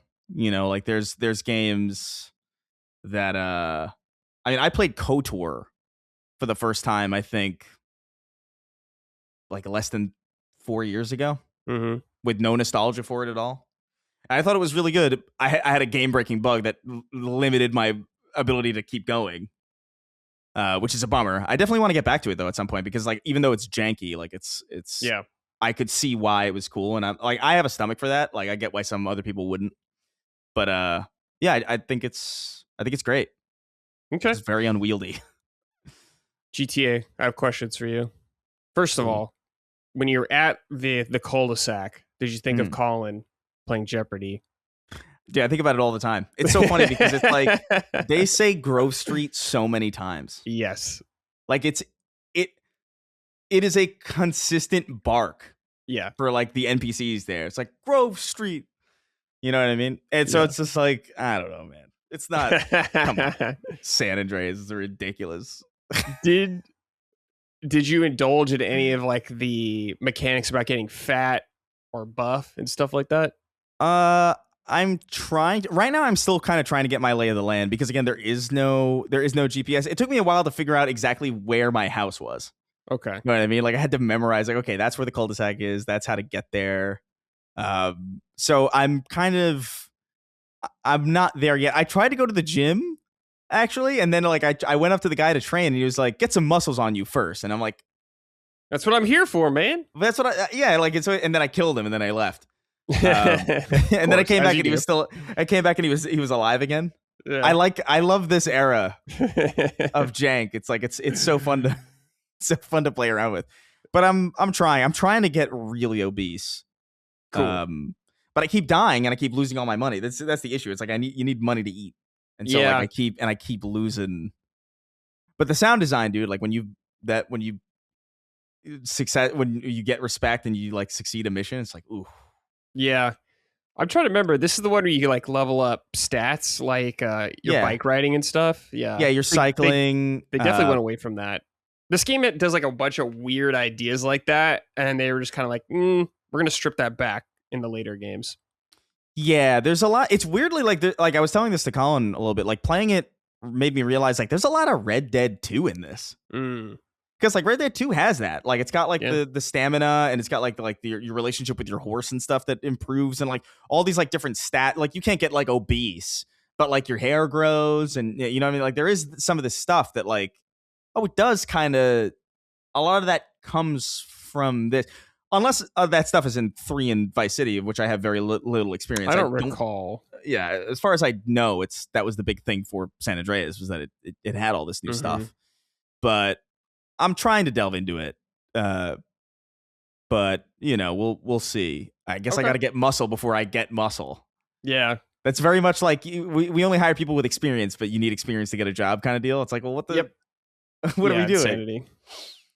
The Uncharted Wolf wrote in and said, "What up, Summoners? Chris, it's awesome to see you're playing one of the best GTA San Andreas. I have 2 questions. Firstly, what radio stations do you put on the most? Secondly, what's your favorite quote so far? It's been mean to death, but I'll never not laugh at Big Smoke's drive-through order. Hope you continue playing it and get to the other games in this incredible series." Yeah, the drive-through was great. I mean, it's a basic answer, but I do think it is like, oh shit, here we go again. Yeah. It is so good. The context of it, the fact that it opens this way, the fact that it is so iconic, and like the fact that line itself led to the entire joke of like everybody modding CJ into everything just because it's like, here we go again. I gotta save, Asgard or whatever. I love that line, and the delivery of it is great. The framing of it is great. Like walking down that Sunset California alley, it's really good. But there's a lot of stuff too.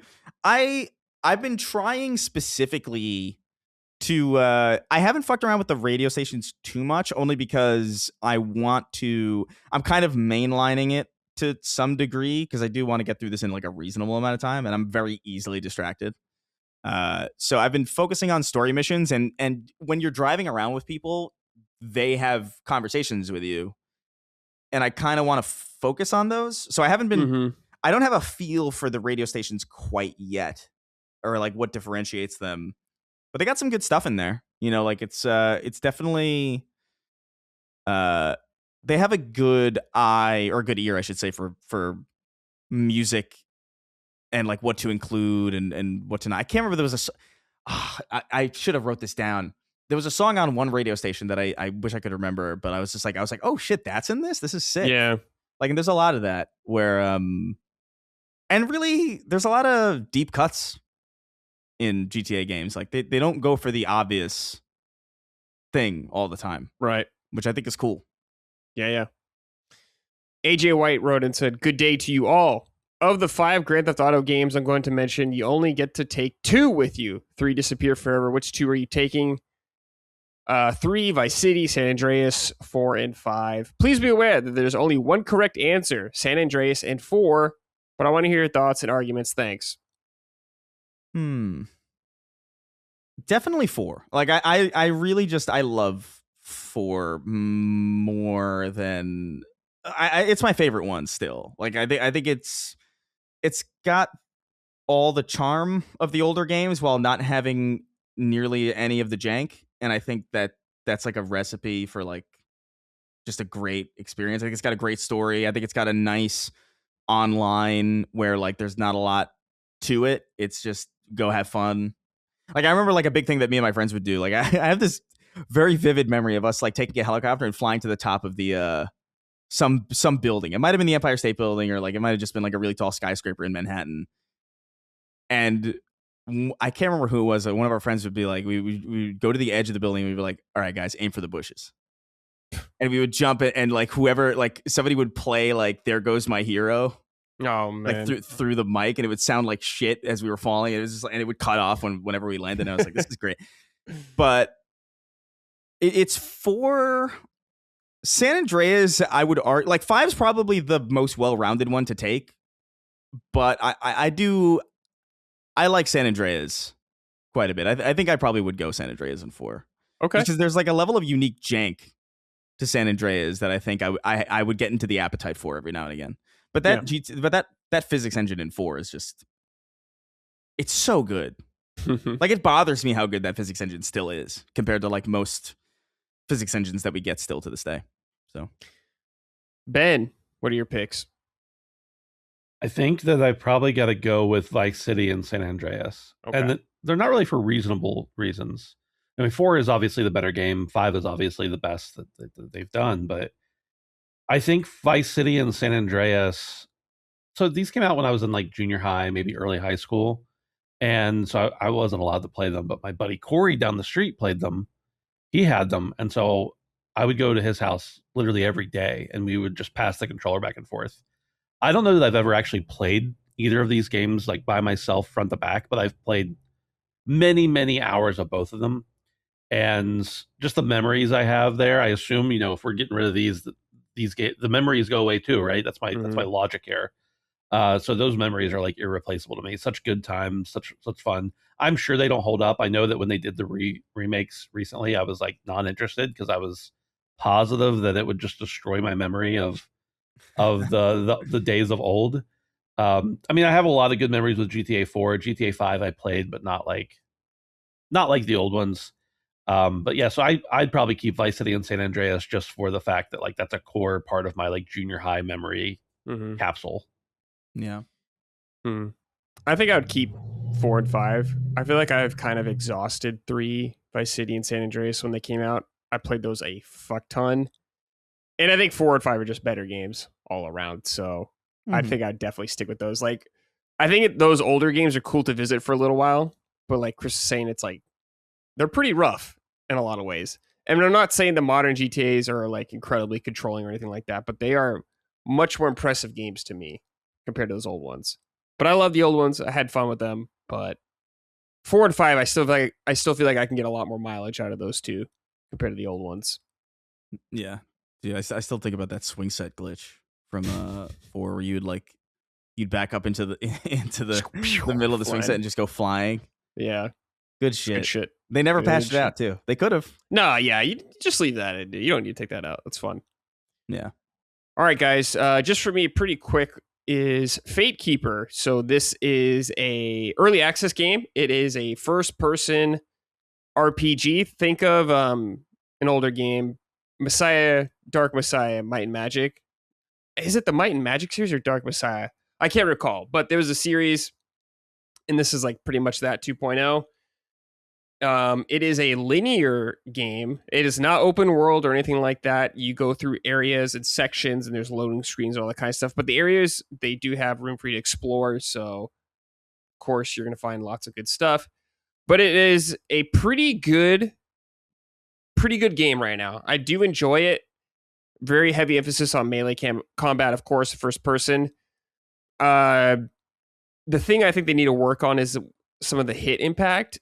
It's okay right now, but I think to really sell what they're doing in it, they need to amp up the sound effects and stuff like that, because there are physics that play a role in it. Chris, you'd probably appreciate something like you hit a guy and they go fucking flying sometimes like that.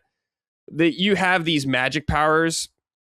I don't know, like Bioshock thing that's like on your left hand and stuff like that. And you can shoot fireballs that set guys on fire, of course, with the burn damage. It looks cool. Ice slows them down. There are like there's like a push and pull one. So not only can you like pull some lower weight guys towards you, you can pull like some debris down sometimes on guys like that, so that the environment comes into combat there. The force push is always funny. You can force push guys away off cliffs. You do have a kick as well. So think, what was that? Like Bulletstorm. You got the Bulletstorm kick. Oh, yeah. Kick guys off a bunch of shit, kick them into spikes on the walls and all that kind of stuff. So that's really fun. I enjoy all that kind of stuff. There is a pretty big skill tree as well. I opened it up and it looked like Path of Exile. I was like, oh shit. Then I zoomed out and I was like, okay, it's more manageable than Path of Exile.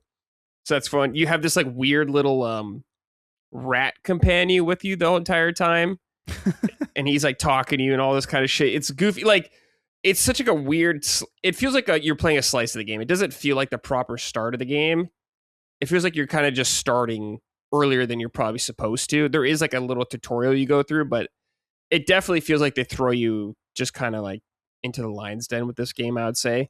It took me like 2.5 hours, I want to say, to beat it, the early access. I think the full game is supposed to be like 15 hours or something like that, which I think is a nice length. And it only cost, I think I bought it for $9 when it came out as well. And I will say, though, this game looks visually impressive. It looks very good. Really cool. The environments you're in, like these really high mountains, trees. You can see all the vistas. Beautiful looking. It must be an Unreal. It looks kind of like an Unreal Engine game, maybe. But it does look really impressive. It runs okay. Once I turned on DLSS and all that kind of shit, it started running much better. So that's there. I'm playing everything on Ultra, though, so that's probably why it looks so good. But very nice from there. There's some sound effects missing, so they got to work on all that kind of stuff. But it is early access. But for like whatever the $9 I paid for it, and for like the 2.5 hours I got out of it, just for the early access part, I enjoyed my time with it.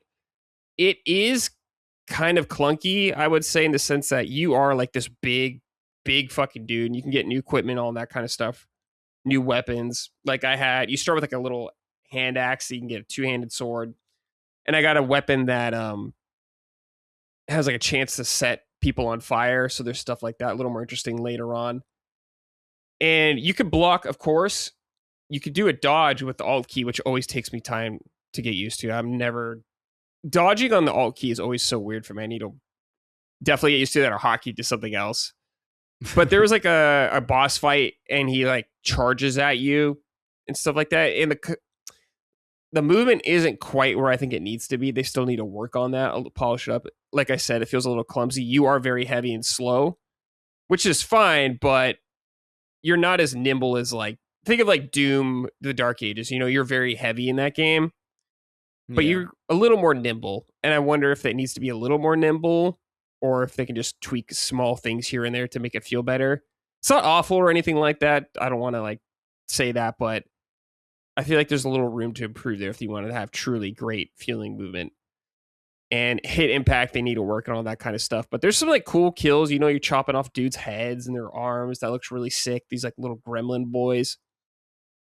And I love kicking like a dudes into a pit or into spikes. That never gets old. So that's good shit. But yeah, I had a good time with it overall. I don't know what it goes for now. I think I bought it on sale. It's probably like $12, I want to say, or something like that. But it's a cool game. I forgot who's developing it, but THQ Nordic's publishing it. And I think if you're looking for like, you know, people always lament the end of the 360 days kind of games, like smaller experiences, your 10 whatever hour single player campaigns. This might be it for you. Especially if you want like a fun, goofy first person game. Looks like it's regular price $10 on Steam right now. Okay, well there you go. $10. $10, dude. Great entry price. It is early access, so keep that in mind. Who knows? With early access, like I don't even know if the games will ever actually come out all the way. Yeah. It's just like a dice roll. But I thought the trailer looked cool when I saw it, so I definitely wanted to check it out. So shout out, dude. Yeah, Fatekeeper, keeping an eye on you. I mean, I already own it, but 1.0, looking forward to it. The one wrote and said, hello, Summoners. Brad, what made you want to try out Fatekeeper? Did Locke and Maddie put you up to this? Are they becoming a bad influence on you? Or playing Oblivion and KCD2 earlier this year help you be more open to play these types of RPGs, first person, dark fantasy? Well, this game isn't like Kingdom Come at all. And it's not like Oblivion at all. You're not going out in the right. You're not leveling up stat, or like you're not going to the fucking Mages Guild and learning about some weird Eldritch God. You're not turning into a vampire. You're not freely exploring out the world like that at all. It is like a more linear experience. But no, I mean, I played Dark Messiah, Might and Magic on PC way back in the day at a friend's house. So that kind of got me interested in it. And when I saw this, and I talked to Lockmore about when this trailer came out, we both said it looked like that. So that got me in the mood for that.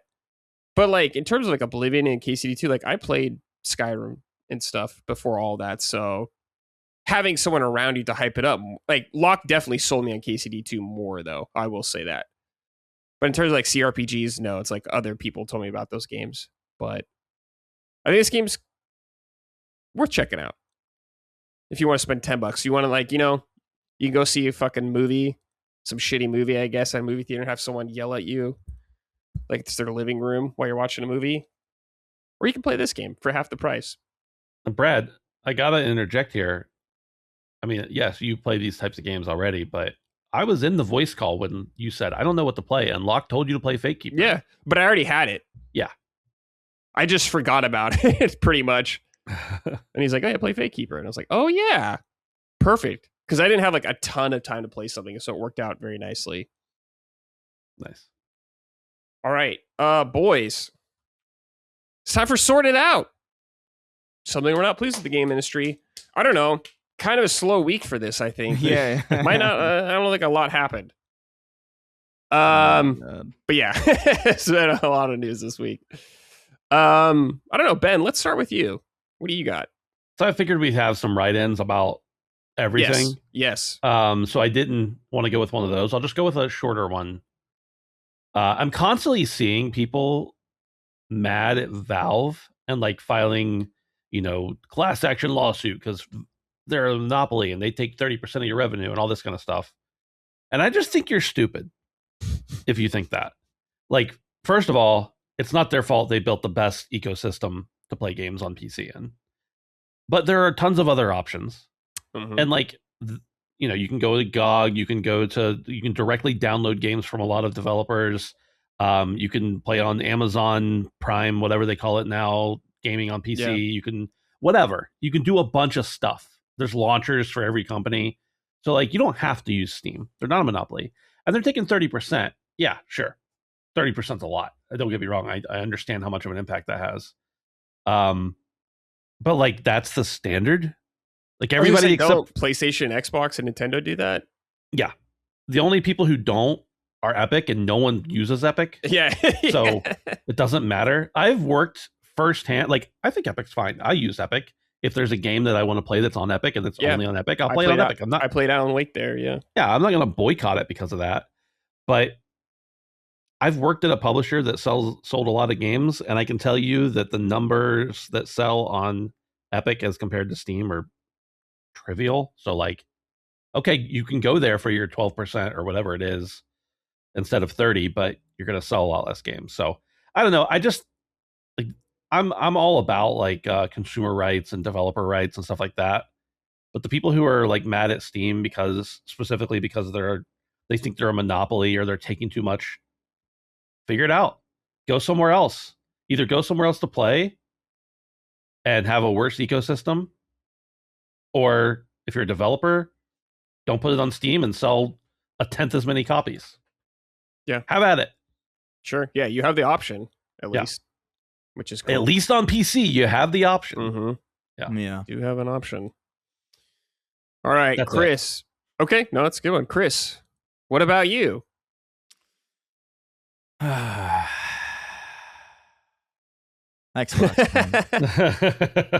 Xbox. Sort it out, man. Okay. Sort it out. What are we doing? What's going on? Yes. What are we doing here? We're spooling things off. We're talking about, oh, maybe Halo should go to Activision. We're talking about, you know, oh, we're not gonna shut down Compulsion or Double Fine. We're just gonna set them loose. Are you like are you like arguably it looks like to me the economy is fucked. I get that. The industry is busted beyond repair, I feel like, at this point, to some degree. You're going to send these... I feel like this largely feels like we don't want to shut them down because we don't want to get the blame for it. But like it feels like a lot of these studios are kind of fucked. Mm. Anyway, it feels like you don't want to shut them down because you don't want the bad press that comes along with that. But like you're kind of sending these studios out to die. You had them invest a lot of resources into just making stuff to feed Game Pass. Like, oh, Double Fine, go make Kiln or whatever, because like whatever, we just need stuff for Game Pass. So it could just be like a little passion project. And then you're like, leave. And it's like, well, everything that we're working on is probably everything that we have ready to go conceivably, or like not even ready to go, but in pre-production or whatever. is probably now under a priority guidelines or a priority rubric that now does not apply. So you kind of set them up for failure in some sense. Right. So if they do end up shutting down, like, that is kind of on you anyway. But like, you get to, it kind of feels like you get to distance yourself from it. It was like, we didn't shut them down. We cut them loose. We gave them their IP. We let them go. And it's like, right. Yeah, okay. That is the better thing to do. I'm not saying it's not the better course of action than just shutting these studios down and like retaining their IP like a vampire. Like, I get it. But like, it feels like one of these things that like it comes across nicer than it actually is. Yeah. Cause you have to pivot now, I guess, quickly, perhaps change your whole business model. Yeah, and then also like what happens now? Like those games that are promised to be on Game Pass Day 1, are they now still going to be on Game Pass Day 1? And you want to sell these companies to like you want the other companies to buy these companies?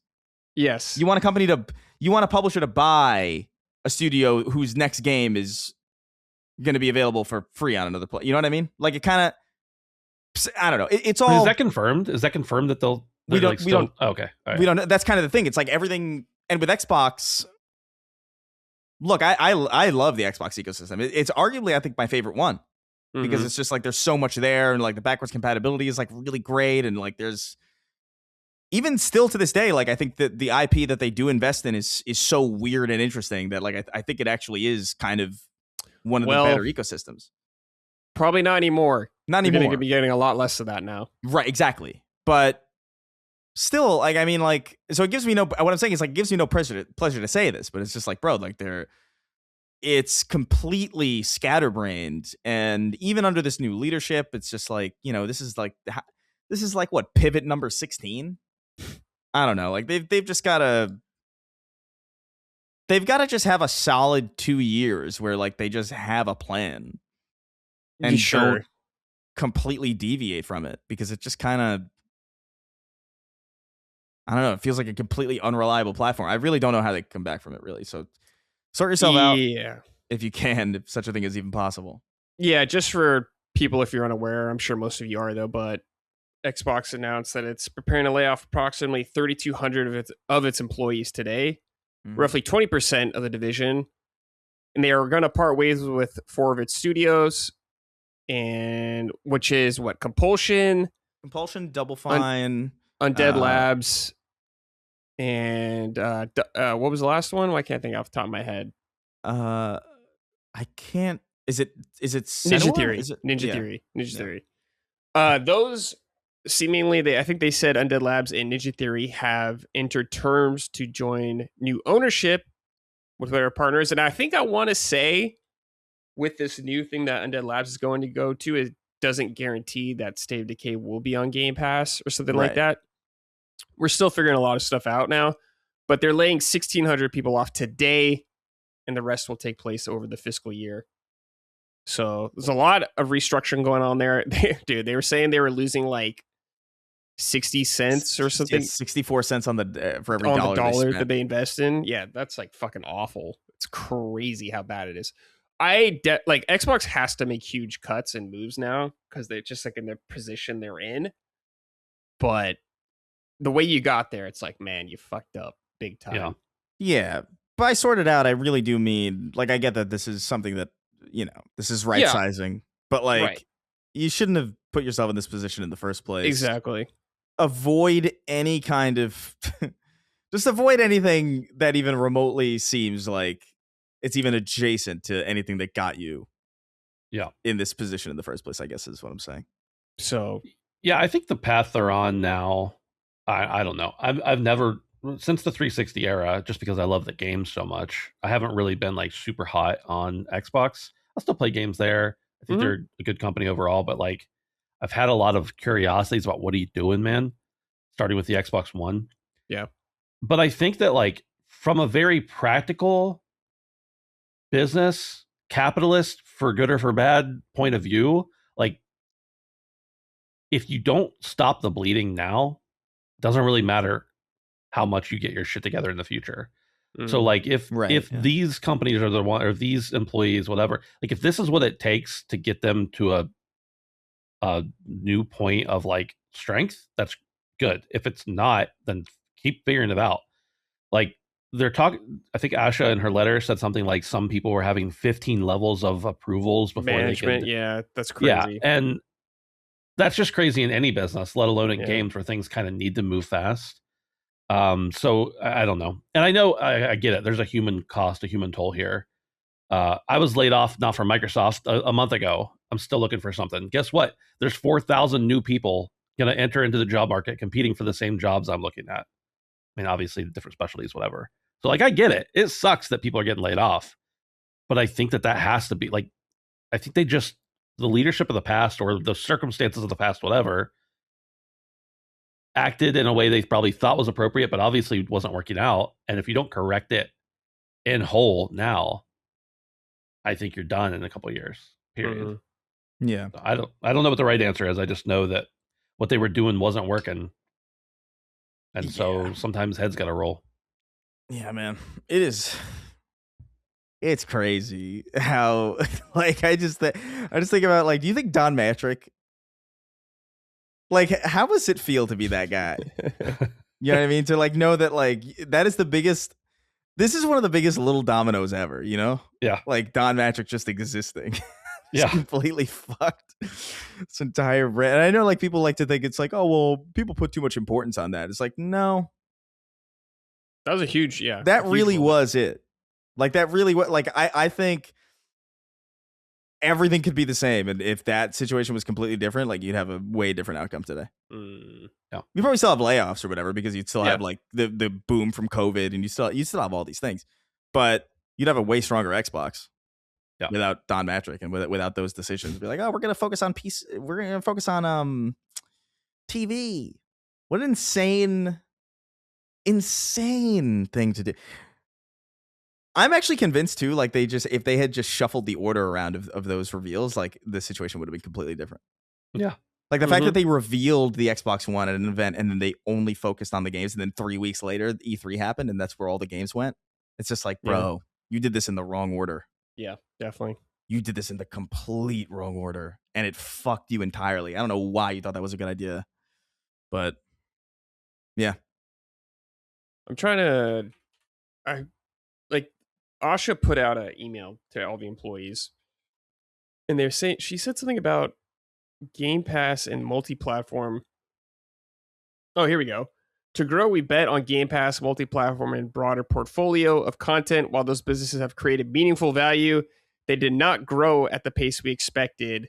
As that happened, our core business weakened, and we added more teams, more investment, and more time, hoping for a better outcome. And now the industry is facing the most severe hardware crisis in history. We must reset Xbox. So the whole thing they bet on for a while did not do well at all. At all. Yeah. So she's talking about multi-platform. So we've seen them step away from multi-platform, at least on consoles a little bit. I wonder if they'll back. It's like, are you going to back off on PC? I highly doubt it. I highly doubt you're ever going to leave Steam or something behind. Just seems like they won't for some reason, but I don't know. I guess we'll see.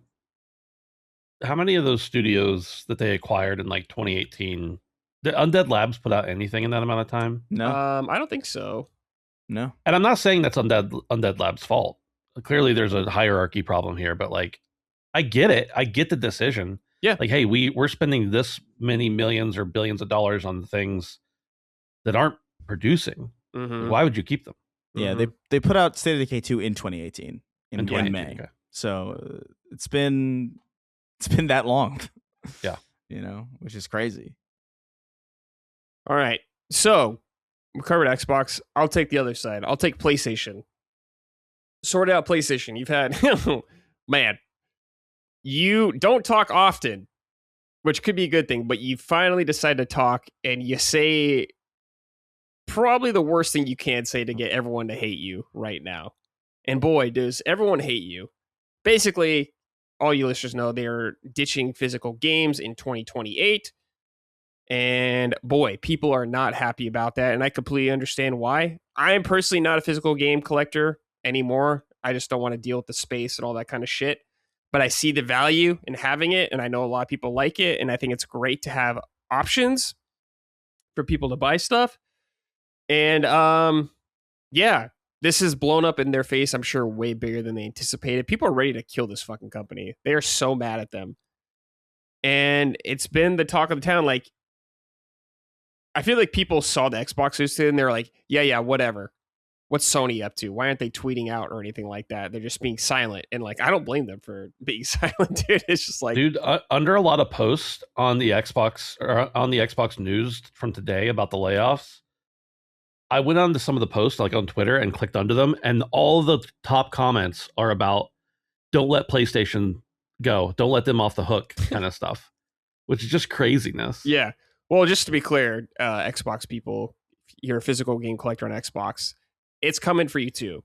Yeah. By the way, it kind of already did this. It already it's like Xbox physical games are like way pretty much gone.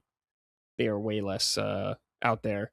But honestly, I thought we would have at least got through the PS6 generation with physical. Of course, digital is gonna happen at some point. Like, this is just the way things are going. And the writing's been on the wall for years, but I thought we'd at least get one more generation. And now I'm like wondering, I'm like, okay, well, if you get a PS6, can you not plug in a hard drive to play or a disk drive to play your old PS5 games? Do you have physical ones? Are they just completely fucked? How's this going to work? They still have a lot of questions they need to answer. And we have a ways to go still. I'm sure Sony will be fine in the long run, but this has definitely hurt their reputation in a lot of ways. Yeah. This feels like PS3 era kind of shit going on right now. You don't want to be in this space. You don't want to be in that era. You don't want that. No. You definitely don't want that. Not at all, man. It's bad.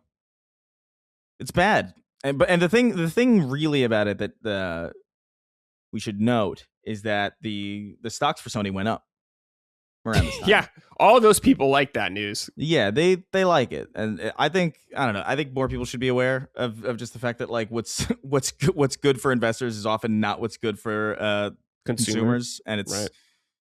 People should be a little bit more focused on that. But it's just, I don't know, man. It's a bummer. I thought for sure like maybe through the halfway through the PS6 generation, maybe that would stop. You know what I mean? Mm-hmm. Like once the PS6 Slim came out and there was no disk drive available. You know what I mean? Like I thought maybe that would be the thing. Yeah. So for it to happen now, and again, like I made this point on Sacred where it's just like, it feels weird to me that I can buy a vinyl from a new band still, but like I'm not gonna be able to get a physical game for a new machine. Mm-hmm. Like that's weird to me. Like it just like it doesn't square. And I get maybe there's probably like material reality issues with this. Like sure. I'm sure most of the games that we get on disc for the next generation probably aren't even going to have most of the game on it. You know what I mean? Yeah. At the rate that it's going. going. Yeah, no. I'm sure that's a thing. But I don't know, man. I think for preservation's sake, like it just rubs me the wrong way. Not only just for preservation's sake, and again, I'm not the biggest physical games guy. Like I have a couple, and I have my collection at home that I back when we had no choice. But I like the convenience of digital, but I also like the convenience of digital knowing that I have the option. There have been games where I liked the game so much that I wanted to play it immediately, and I bought it and I played it. I downloaded it and I loved it so much that I was like, I think I want a physical. I think I want a copy of this. It's not many, but it's a couple. Right. Red Dead 2 I have physical. And there's a handful of these games, and so like to not have the option anymore in an era where again I can still get vinyls. Well, Chris, it's not even just about vinyl. It's like they still make CDs. Right. Yeah. Like people don't necessarily choose to buy them, but it's the equivalent of the company that makes the CD players saying, hey, all those CDs you have, or any in the future, we're not going to allow our devices to play them anymore. And it's like, okay, that's fine if you want to move to a new format, but the fact that it does still exist in some way, right, is what matters. Like it's the choice again. Nobody buys those CDs, but they do exist. Yeah, they're available. I like the idea that I have a romantic notion of like the idea of like, okay, well, I get that most people play physical or play digital. Like I get it. Mm-hmm. Or at least for some titles. Like I'm sure like a game like Spider-Man is a very popular physical game around the Christmas time season. You know what I mean? Like I'm sure there's probably like a shit ton of physical copies of Spider-Man. I think that's actually true. I think like 70% of that game sold physically, which is insane. But I could see that. And I understand it. But like, I think there's a way around this, man. Like, I don't know. Like, you don't have to pull the nuclear option like that. I think a better option personally, and I don't know how people would feel about this. And, you know, I'm not a physical collector, so maybe I'm more okay with the occasional expense in relation to this. But even just doing something where you make physical copies the new collector's edition, kind of, you know what I mean? Where like you have, more okay, premium. You know what, fine, or right, you know what, fine, like we'll do physical. It might even be a little bit more expensive than the digital, but it'll, you know what we're gonna do? We're gonna bring the fucking manuals back. You know what I mean? Like we're gonna give you something. In exchange for this, like you'll have the disc, you'll have the manual, it'll be at like kind of a boutique price in the same way that a vinyl is like a little bit, yeah. You know, it's a boutique purchase. Like you could just illegally steal this music, watch it, like stream it on YouTube for YouTube Premium or Spotify or whatever, but you want to own it. So here's the art, here's the sleeve in it, here's the nice record with the nice art. Why not do that for games? I don't know, it just seems like such a crazy, it feels like there was no middle step. There was no transition away. A lot of it was driven by their disc manufacturer. Yes. Going away, or them closing it, or changing their priorities, or something like that. Yeah, they've already shifted focus away from it. Yeah. Yeah. But I don't know. It just seems. Well, yeah, I agree with you, Chris. It should, even if you just like step away from it more, you should still have that boutique option. $20 more or something like that, but you make it a little more worthwhile, a little more fancy, like you're saying. Or even if you don't want to be involved with manufacturing, let other people manufacture the discs if they want, or something like that. Right. Yeah, there's an argument going around where, and I've seen it a couple times, where it's, you know, if they want you to rely on digital storefronts because they control the price, there's no middleman really, especially for first party titles, and so like they want sharing. Yeah, there's no sharing. There's no used market. Like they want this for the bottom line, and but there is an argument about, you know, whether Sony is even a secure enough platform to even put that much faith in the first place. Like it's constantly being breached. They had that famous 2011 hack where they were down for 3.5 weeks. They just recently, you know, what did they do? They revoked a bunch of licenses for TV shows and you know, yeah, like passive media that people had, and they're just like, nope, you paid for it, but it's gone. There's an argument to be made where it's just like, well, if I understand that you're a games manufacturer and you would ideally never let that happen with video games. That's your prime focus. It's the core of what your entire company like hinges on. It's a core pillar. So you probably wouldn't revoke a licenses all willy-nilly like that for video games, but like it's an open question that you even allowed that to happen with another medium that you did still sell to people. And I've seen the argument where it's like, if buying is not ownership, then piracy is not theft. And I kind of have a hard time disagreeing with that, really. I don't agree with it in spirit necessarily, but like I don't, there's no logical argument that you can have against that, really. I see the point. Like it's perfectly salient. So I don't know. I think options are important, and it's also good for preservation and stuff. Like, dude, I would love to have a base disc of Cyberpunk for PS4, like that 1.0. Woof. That would be so cool to have. Dude, yeah, that's probably so insane. But yeah, I don't know. It's sad. Yeah, physical games are going away. All these platform holders want you to do digital, all of them, including stuff like Nintendo. That's why they're selling you those digital games $10 cheaper. They want you over there.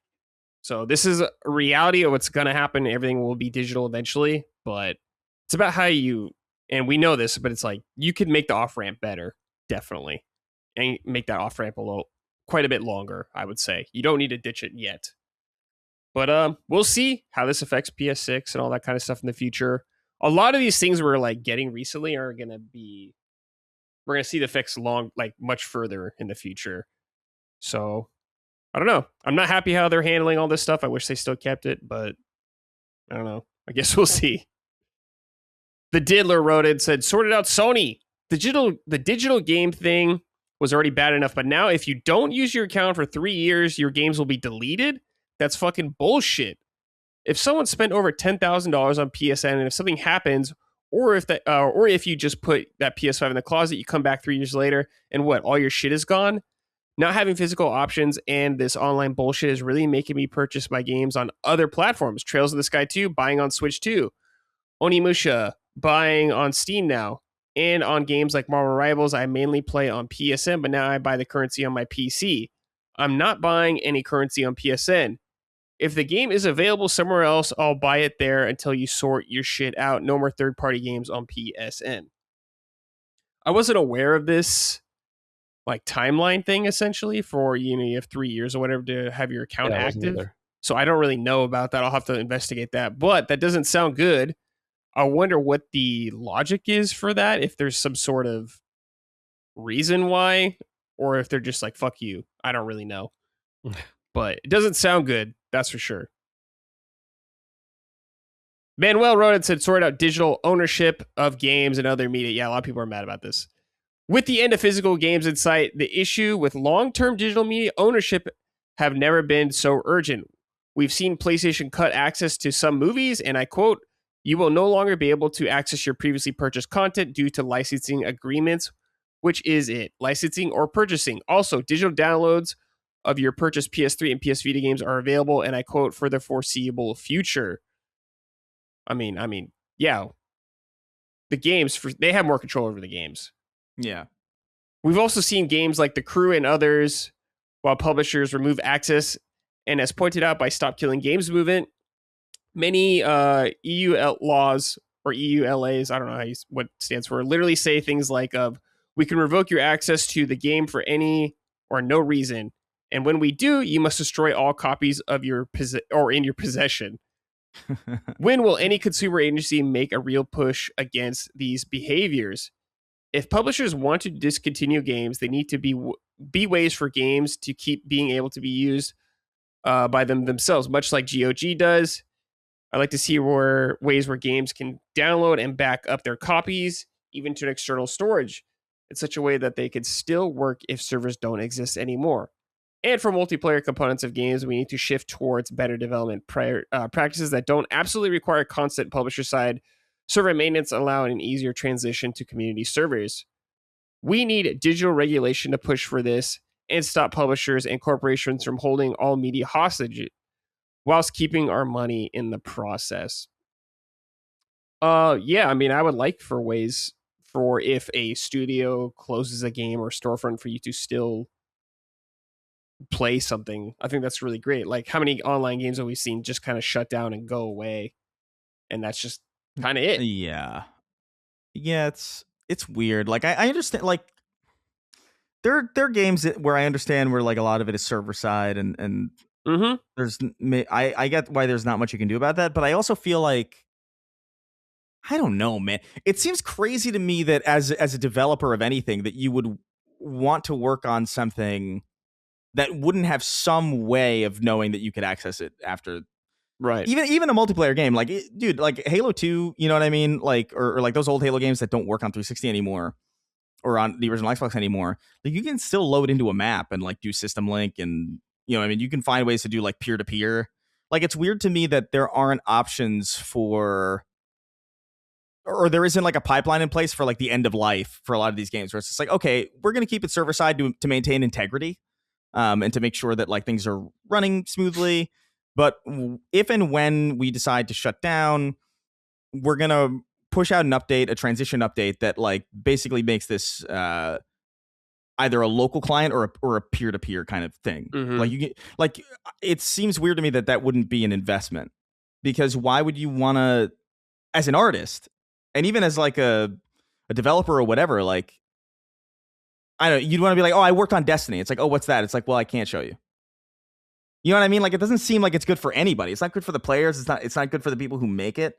I don't know how complicated that would be, but like, I don't know, man. Like, there's a lot of old multiplayer games that I can still play in some rudimentary way, shape, or form. Like, even in Halo 2, I can still go into the maps at least. Like, it's weird to me to imagine a time where, like, yeah, Destiny's servers will go down and I can't load onto the Cosmodrome even just by myself. Yeah. Like, that's weird to me. I don't really see an argument as to why that has to be the case. It's odd. So there definitely needs to be like some better practices. I unfortunately do think you're going to have to get like some kind of outside entity involved, a government involved. Yeah, unfortunately, like I don't see them. They're clearly not shaping up. And I think there was a time where the industry was wise enough to understand that, you know, like with the ESRB, yeah, like when they were just like, all right, let's avoid this and let's handle it ourselves and let's get ahead of this. They've not gotten ahead of this. They've in fact fallen way behind, and it's really just their fault at this point if they ever get overregulated or whatever, because they just haven't been addressing the concerns of the primary user base of their machines and their software.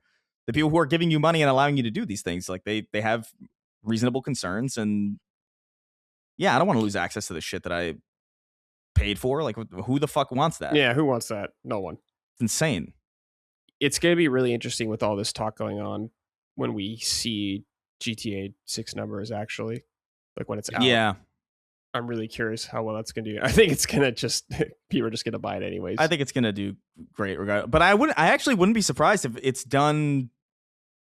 this has done something to it that's not minuscule. I don't think it's going to damage GTA 6 to the point where it's like not profitable. Like that's no. I mean, what was it? People said it already made $1 billion, like in the first few hours of being pre-orders or something. I've heard that. They haven't said that. Okay, as far as I know, I don't know. I remember hearing that, but I never saw like a statement from anybody. I remember seeing that rumor around. I wouldn't doubt it. But I do think it's one of those things where it's just like, yeah, but it probably could have made more if the news of GTA not having a physical edition, that sucks, but it in tandem with the idea that there will no longer be physical media, that's a big thing that's going to get a lot more people involved and a lot more people caring. And perception's reality, you know, in a lot of these cases, where like you just don't want to have, even if something's not true, like if most people are going to hear about you from the perspective of like, oh, they're not putting discs out, and guess what, discs are dead, it's probably going to rub a lot of people negatively, even if they don't actually care deeply. So, hey Brad, I found the thing about the 3 years in PlayStation's European terms of service. European, okay. It may be in others, but this is where I found it. In a portion of it, it says, if you have not used your account for at least 36 months, we may take steps to close it. In that case, we'll contact you via the email address registered to your account and give you 6 months to either log into your account or contact us and tell us to keep your account open. After your account is closed, you will not be able to access PlayStation Online services or use the digital products purchased with that account. Account closure is irreversible. And that's on the official. I went to the official PlayStation website and pulled up the terms of service for the EU, and that's definitely there. Damn. So that's we found for the EU, but we didn't find anything about NA or anything like that. No, not yet. Okay, I don't know. Maybe it's different due to laws there or something. Could be, or it could be the same here. Or it could be the same. Yeah, but yeah, that you don't like to hear that. No, irreversible, dude. Come on, dude. And knowing PlayStation's back end, it's definitely irreversible. Yeah, it's reversible. Oh yeah. Spaghetti code over there. All right, boys, let's move on to Keep It Up. I know there's just been a lot of bad news this week, so there's not a whole lot, dude. It's not a lot of good stuff there. You know, I'll give it to Nintendo for now, because you've managed to avoid some drama for the past couple weeks, I suppose. So good job there. I'm fucking watching you though, Nintendo. Yeah. I'm on to you. You're not free from being scummy. We know this. But for now, you didn't say anything retarded, so we're good there. Yeah. That I know of. Right. I really don't know, man. I really don't know if I can honestly like shout.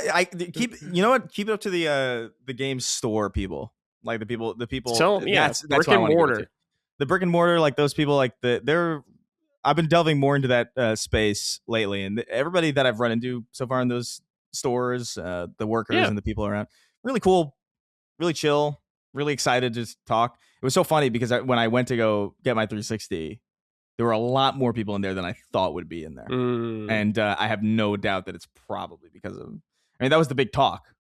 Of course. I mean, all those guys, that's like the apocalypse. Right. That was why I was like, yo, if I want to get Marvel Ultimate Alliance, I better do this now, bro. Yeah, like GameStop's probably fucking loading their gun right now. Yeah. Preparing to put it to their head. Yeah. My only keep it up is around a sorted out. Okay.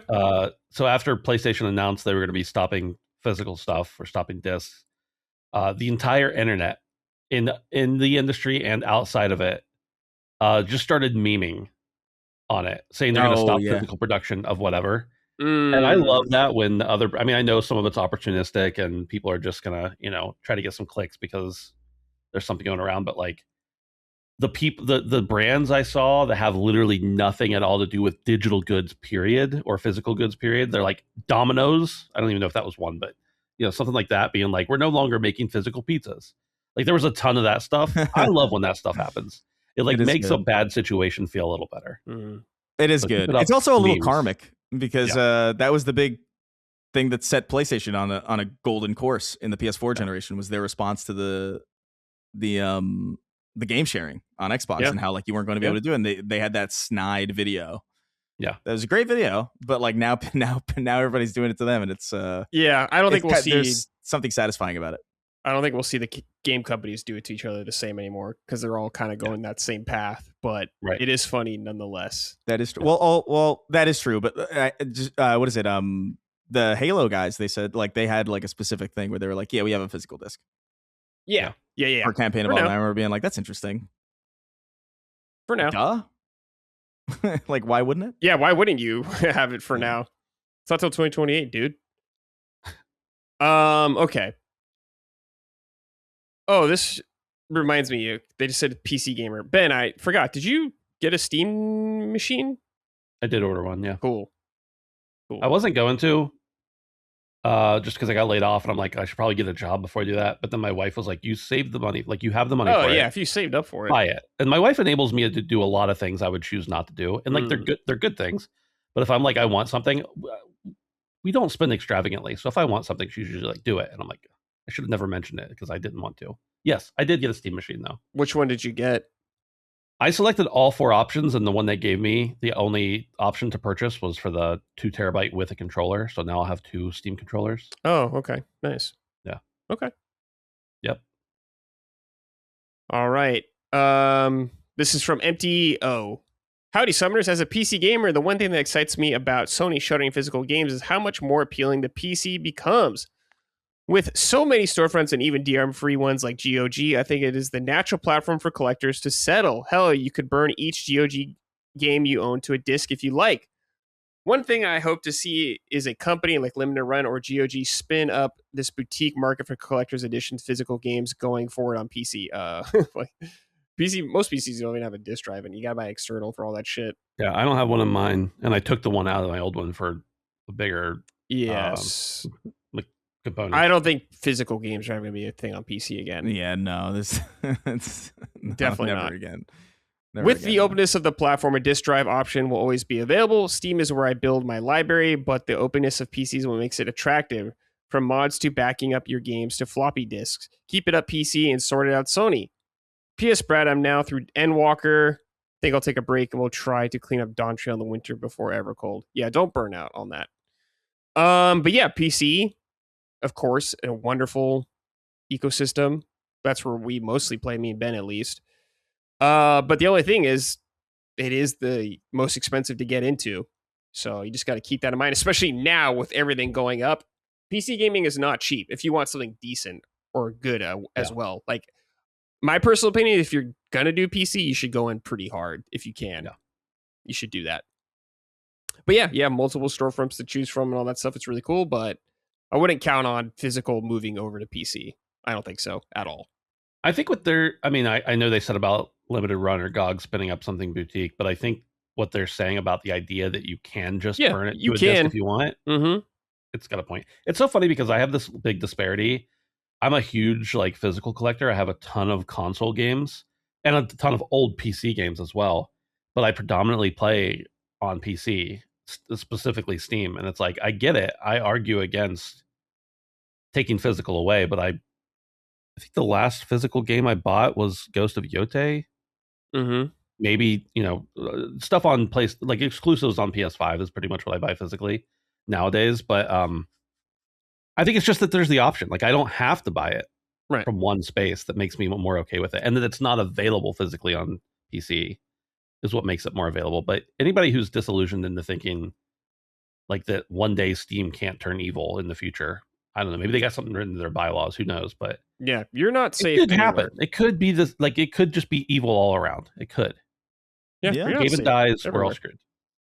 Yeah, if whenever Gabe's out of there or whatever, he's buying another yacht, whatever the fuck he's doing. I think he is literally right now buying another yacht. Yeah, things can change real quick, so just be aware of that. And I think with like a lot of physical game collectors, they like to have the box. Yeah, is from what I hear from a lot of people. Yeah, like Sony said that we're stopped doing disc. I saw people saying like, well, can you still make the box and put the code in so I can have the box? Right. They want something on their shelf. Yeah, they want something on the shelf. That's the big appeal.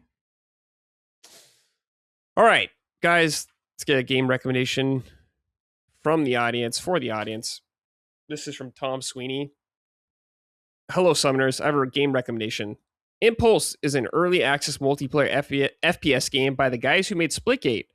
Imagine if you made another Titanfall game with the shooting of Halo and the addition of a grappling hook that basically swings you across the map. You have this game. It is one of the best FPSs of the year besides Marathon, and I recommend it for anyone who likes them. I believe it's on Steam and Xbox, but I bought it for $21 Canadian on the PlayStation Store due to a PS Plus discount. It's worth the money. Anyways, I'm going to grapple away now. Wish me luck. Chris, this seems appealing to you. Yeah, sounds appealing to you. I heard about this. It looks okay. I think I find a lot of time people I think overstate certain things. Sure. You know what I mean? Like I've heard, the amount of times I've heard it's like Halo meets this. Yes. It's like I can't even tell you how many times I've heard that versus how many times it's been true, which is to say never. But it looks interesting. Like I heard that there was like some mixed, like there's like it's got some mixed reviews. I'm not sure what that's about. Not that I care necessarily. I like a lot of games that have like really, really mixed reviews, but it's a busy time right now. Yes. And so like I'm looking at like a multiplayer shooter that like, and I'm looking at the gameplay right now. It looks pretty solid, but it also looks like, it just looks like something I remember already. You know what I mean? Like this looks like, it looks like Titanfall. And it looks like Titanfall and Splitgate, and that's cool, but I've done it, you know? I'm not really hungry. Gotcha. For another one. I might give it a shot though. I think because I saw that it was like cheap kind of recently, so like maybe I'll grab it and see what's up. But I've just got such a backlog right now, and we're about to hit like a crazy period. We're close to getting nuts. Like September's gonna be nuts, and I kind of just want to like take my time with like single player stuff. But it looks good. It looks okay. Okay. All right. Next game here. Ben, Star Wars Jedi Survivor. You just finished it. I did, yeah. I had grabbed Game Pass for a month, just because I wanted to play Gears, and then I started playing Gears 1 that I've played 5,000 times and got bored.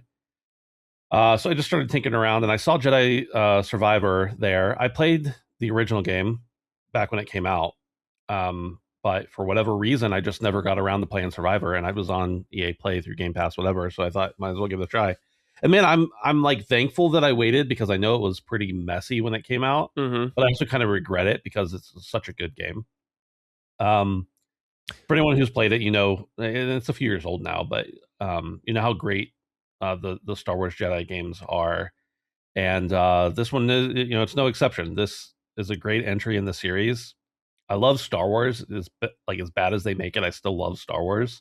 But I think as far as story goes, this one did a really good job at like creating its own story.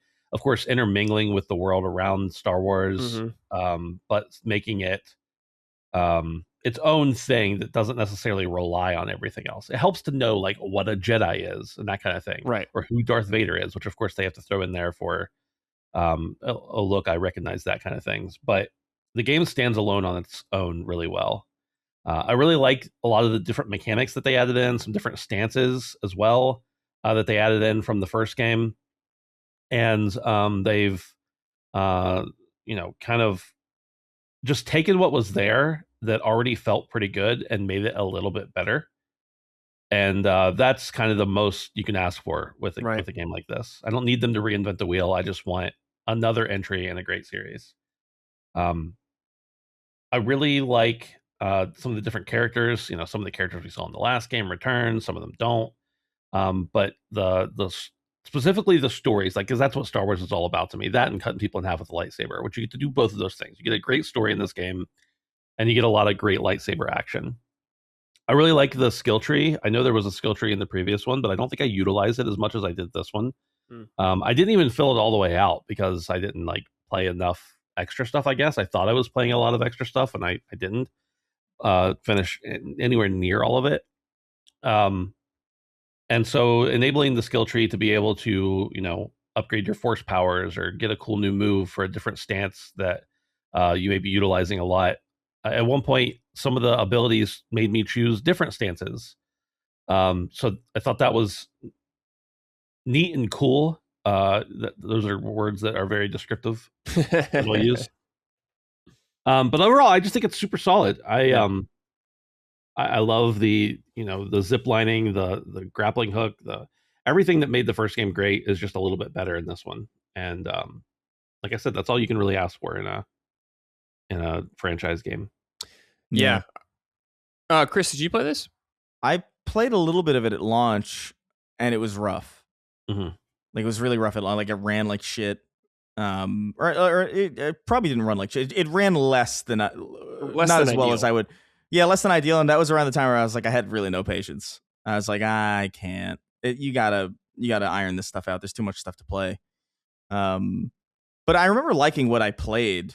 You know, like, it felt really good. It was just one of those games that I always meant to go back to, and then I just kind of forgot because there's always new stuff.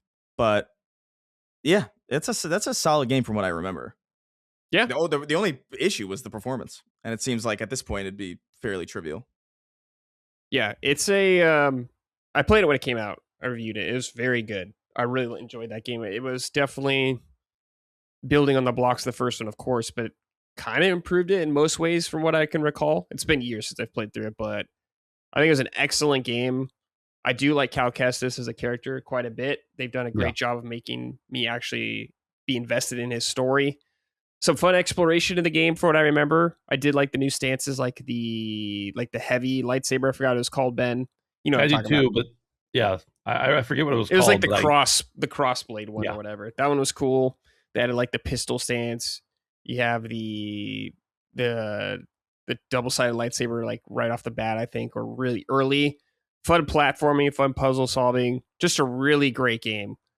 One of the best Star Wars games we've had in a long time. So I highly recommend it. Play the first one, though, if you haven't. I'm sure it's very cheap as well to get the first one. I feel like these games go on sale all the time. I see it. Like, I just looked on Steam, and this game's on sale right now for $14. Oh, wow. So that's a hell of a deal. It's 80% off right now, so it's on sale there. But yeah, absolutely recommend these games. Great Star Wars games, both of them. Play the first one, you should. It's definitely a direct continuation. So yeah, they're awesome. The guy who plays Cal Kestis, Cameron Monaghan. Yeah. When I played the first game, I hadn't watched the show Shameless, and then I have watched it since then. So when I played this game, I like had a different context, and he looks exactly like the character looks exactly like the person. Yeah, and so it was really like I couldn't unsee him in that show when I was playing the game, the second game. But it didn't destroy it. I like him as an actor a lot, so it was really I thought that was really great. I met him at a bar. Cool. At one point, I remember like looking. But I couldn't remember like where I had seen him, and it was bothering the shit out of me. I was like, "What the? Who is that? I fucking know that."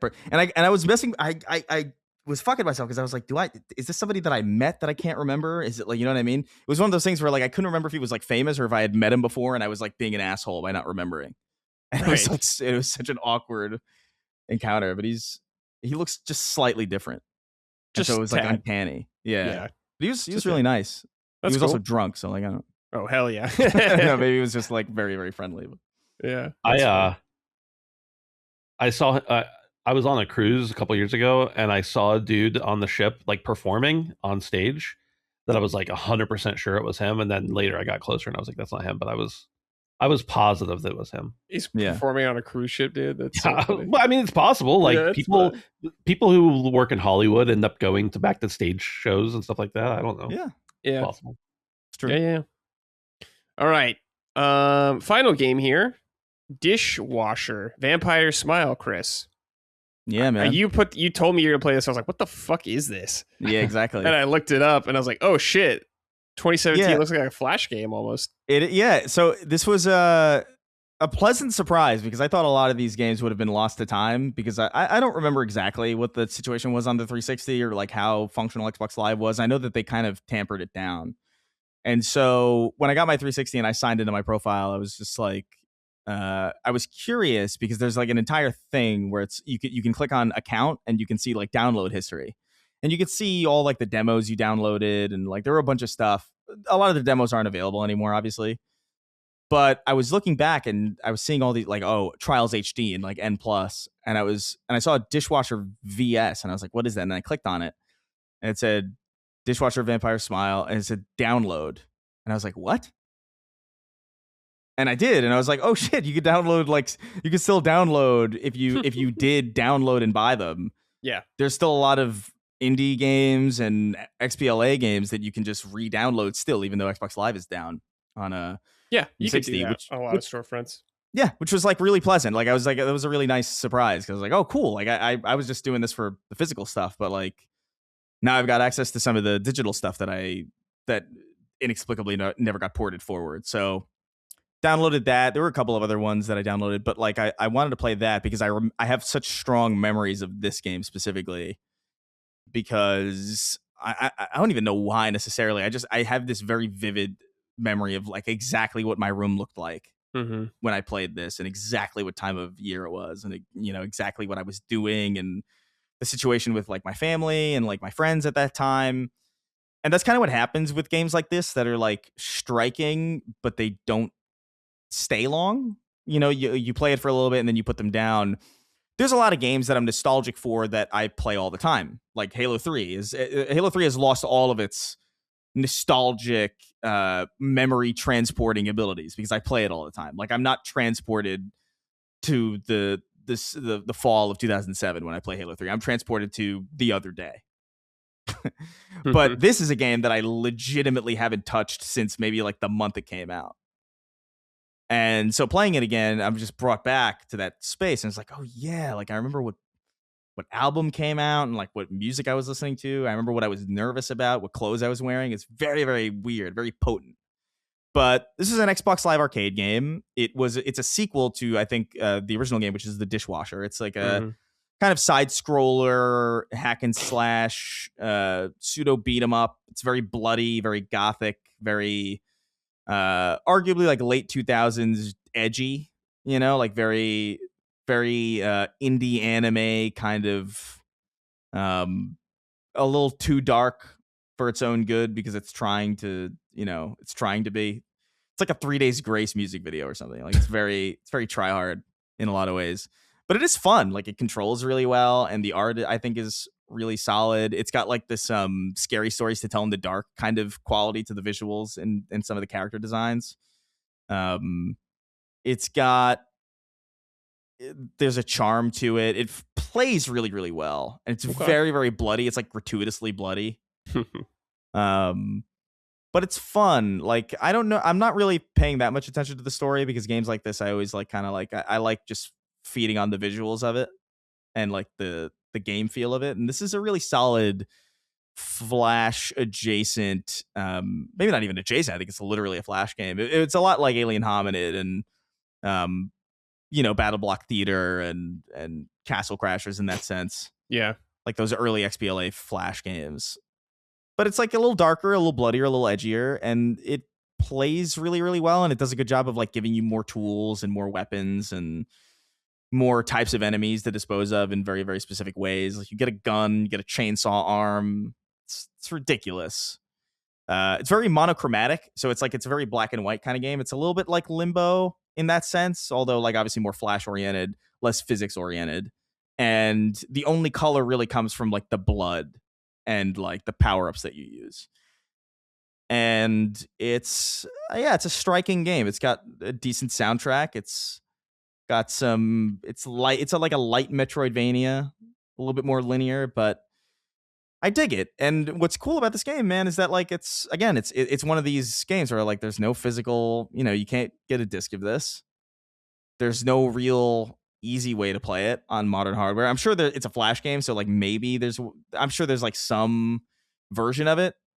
But I haven't seen or heard about this game in years. You know what I mean? Like, so seeing it on that list was like a shock that I could re-download it. And I'm enjoying my time with it. I'm slowly moving through it. I don't imagine it's that long. Yeah. But it's got a good feel to it. It's got a good, like, killing the enemies feels good. It's satisfying. There's like a nice impact. The animations are snappy. The dodging mechanics are really fun. Like you dodge by like tilting the right stick in any direction, so you can like use it to traverse as well.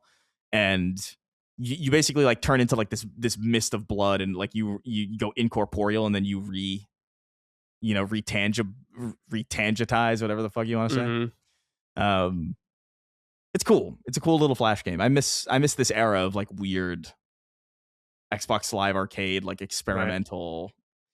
Like it's a very like it's a very nostalgic era for me, because it was a time where there was like so much available for cheap, and it just felt like there wasn't really a quality differential. Like I felt like I was getting really, really good games on the Xbox Live Arcade around this time, and they didn't feel like gimped versions of AAA games, which I liked. I think we still get like insanely good indie games like this, but there's just so much now, it seems like, that we don't hear about a lot of them. Back in the day, like you're saying, Chris, on Xbox Live or whatever, like I feel like games like this would get a lot more shine. A lot more people would notice them, but now it's just like you're getting fucking flooded with games. Yeah, it's more getting left behind. It was more curated, like there was more of like a spotlight on it. There wasn't as much shovelware. Eventually, that would become a problem on 360. Like the indie scene would just explode, and there was just like a lot of like I remember Fortress Craft. It's a big thing. It was like literally Minecraft, but with Xbox Live avatars. I remember it like it was yesterday. Yeah. But yeah, like it's just Xbox Live Arcade. Like the Summer of Arcade was like a really special thing. Like it really makes me sad that equivalent just can't exist anymore. Not only the nature of like what it was and like how much shine everything got and the spotlight of what a curation like that meant, but just the control of it and the quality control, like everything was good. Like not everything was going to be for you, but everything was good. And it was nice to kind of delve back into a game that felt like it was from that period, because you can feel it. You can feel like it's just like, damn, this is good. I have some fun personal trivia about this game and developer. Ooh. No, 2011 is the first time I went to PAX East, and I went as a press, media, whatever you want to call it. And Dishwasher Vampire Smile was my very first press appointment I ever had. Oh, interesting. I remember talking to James. And then in 2019, I had like a tweet go viral where I was running the brewery at that time and wanted to make some video game beers. And James from Ska Studios reached out to me and was like, I'll license you. I mean, I had like Super Hot, and I talked to Sega and Devolver and Thunderful. But like he was one of the few indies that reached out, and I was like interested because I remembered him. And he wanted to do. I had a contract signed for Salt and Sanctuary to do a beer. It was going to be a Goza style beer because the Salt name, I guess. Oh, cool. But then COVID happened. None of that happened, so that was the whole thing. But yeah, COVID ruined a lot. Yeah, but that was that's fine. I don't remember. I know I played Dishwasher Vampire Smile. I don't remember it. And I know I played it like at PAX until you had it on the show notes here. I hadn't thought about it since I thought about Salt and Sanctuary, but it's a very specific game. Yeah. And again, it didn't get brought forward. Like there's a lot of games that got brought forward, like there's either in that big backwards compatible push during the Xbox One generation where like a lot of things were kind of like highlighted.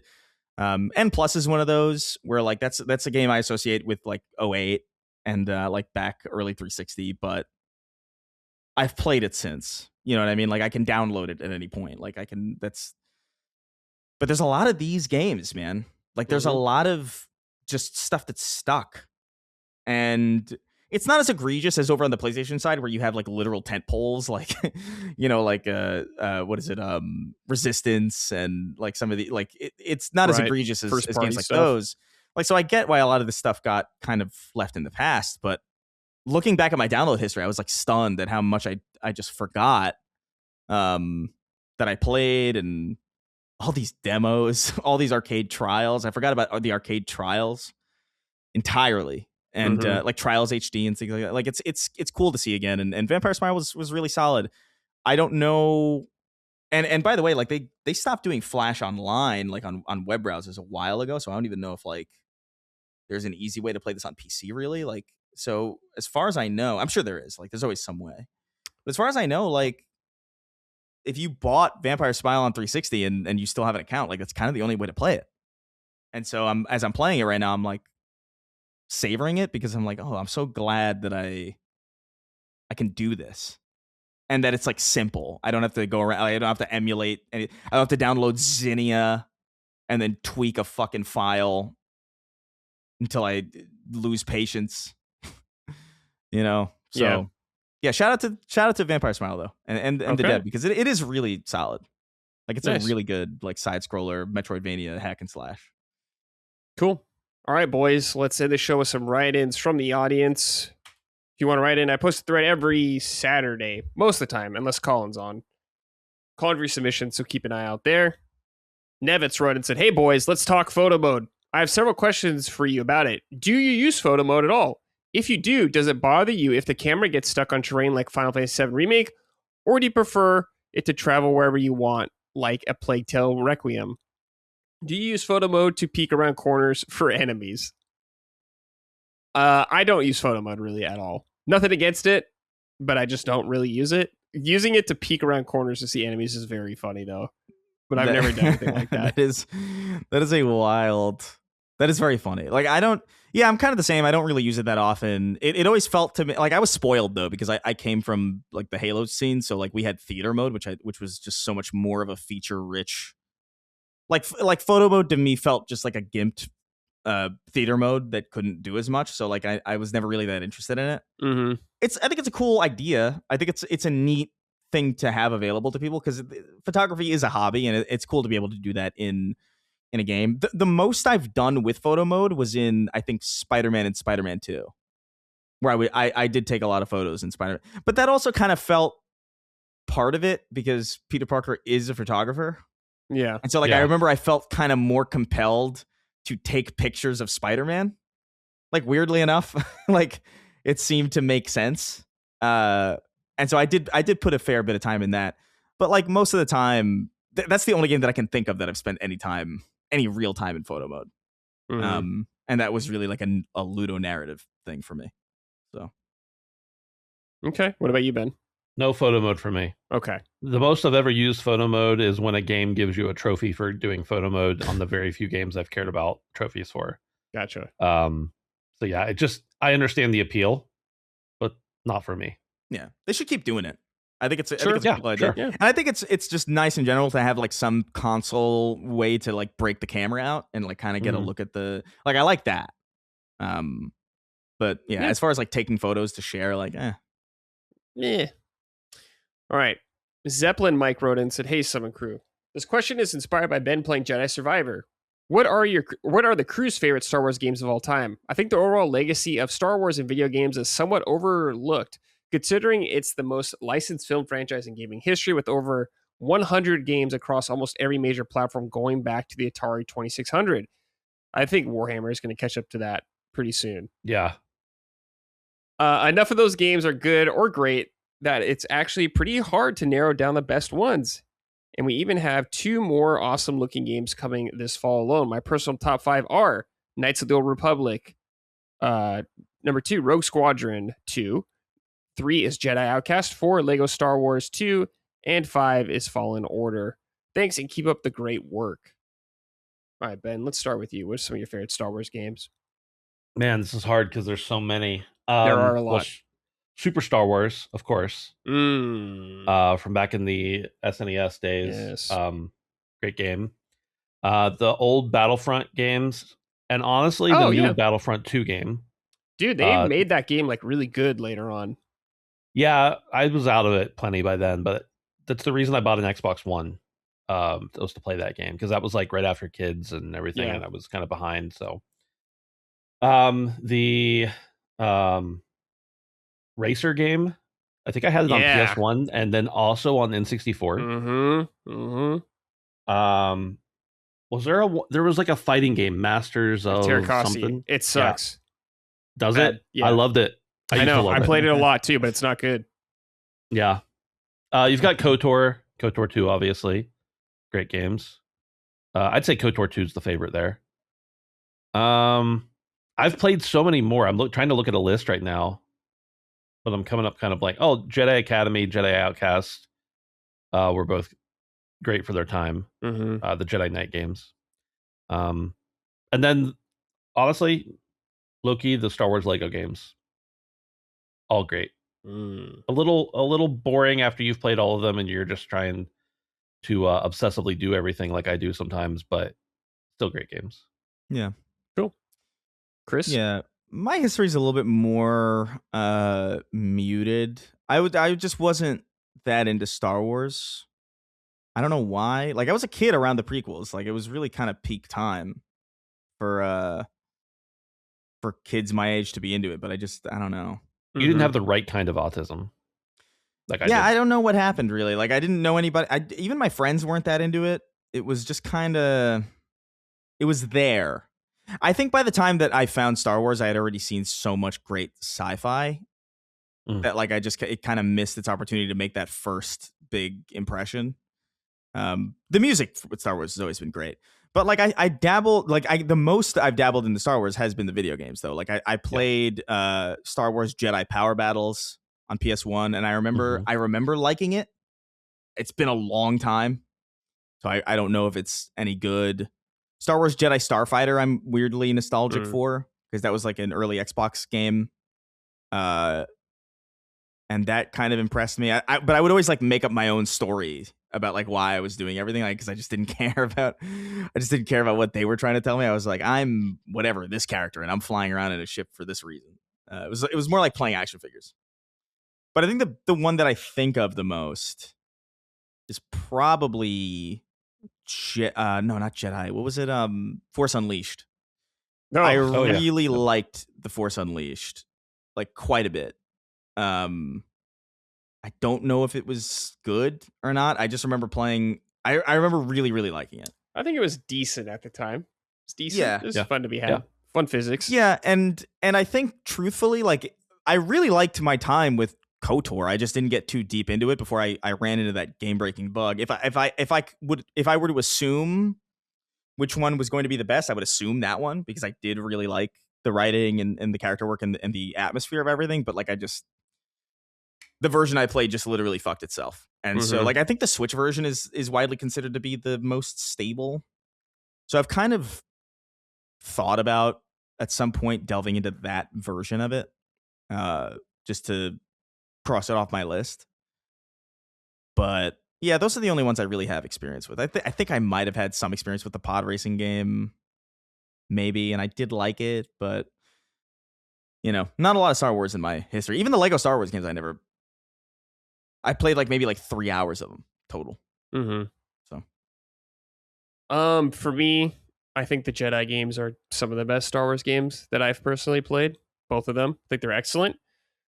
Shout out to Shadows of the Empire on N64. Played the fuck out of that game when I was a kid. Holy moly, the Wampas and stuff at the second level when you're in the Hoth base. Good shit, dude.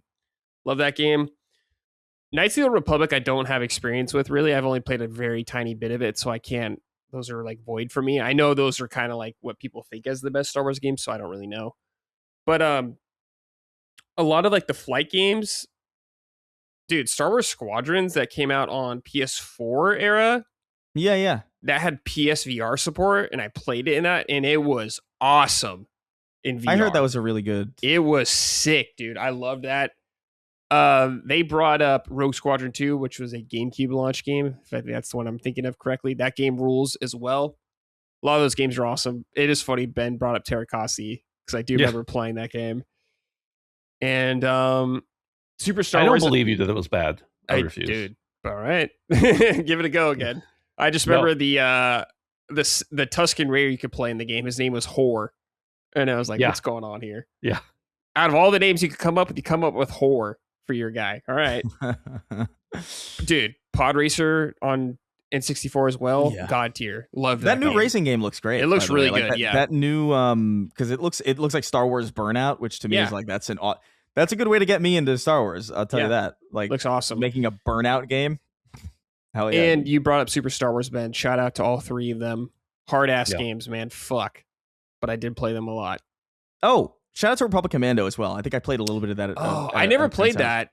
I missed that game. I remember liking it. I never owned it. A friend of mine had it, but I remember because it was like a squad based. Yeah, you're clone troopers. Yeah, and I remember the big thing was that because I think Tim Longo headed that game up, and he ended up doing.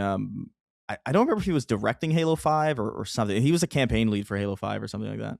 Mm-hmm. And so like there's a lot of Republic Commando kind of light mechanics in Halo 5's campaign that I remember being like, oh, that's kind of interesting. It's a shame the story's terrible. But. Yeah. Oh yeah. Of course. Shout out to Dark Forces back in the day, old PC FPS. The Jedi game, like Jedi Outcast, I have like more experience with the multiplayer in those games compared to the single player. I've never finished the campaign in those games, but they were fun for what I played. All right.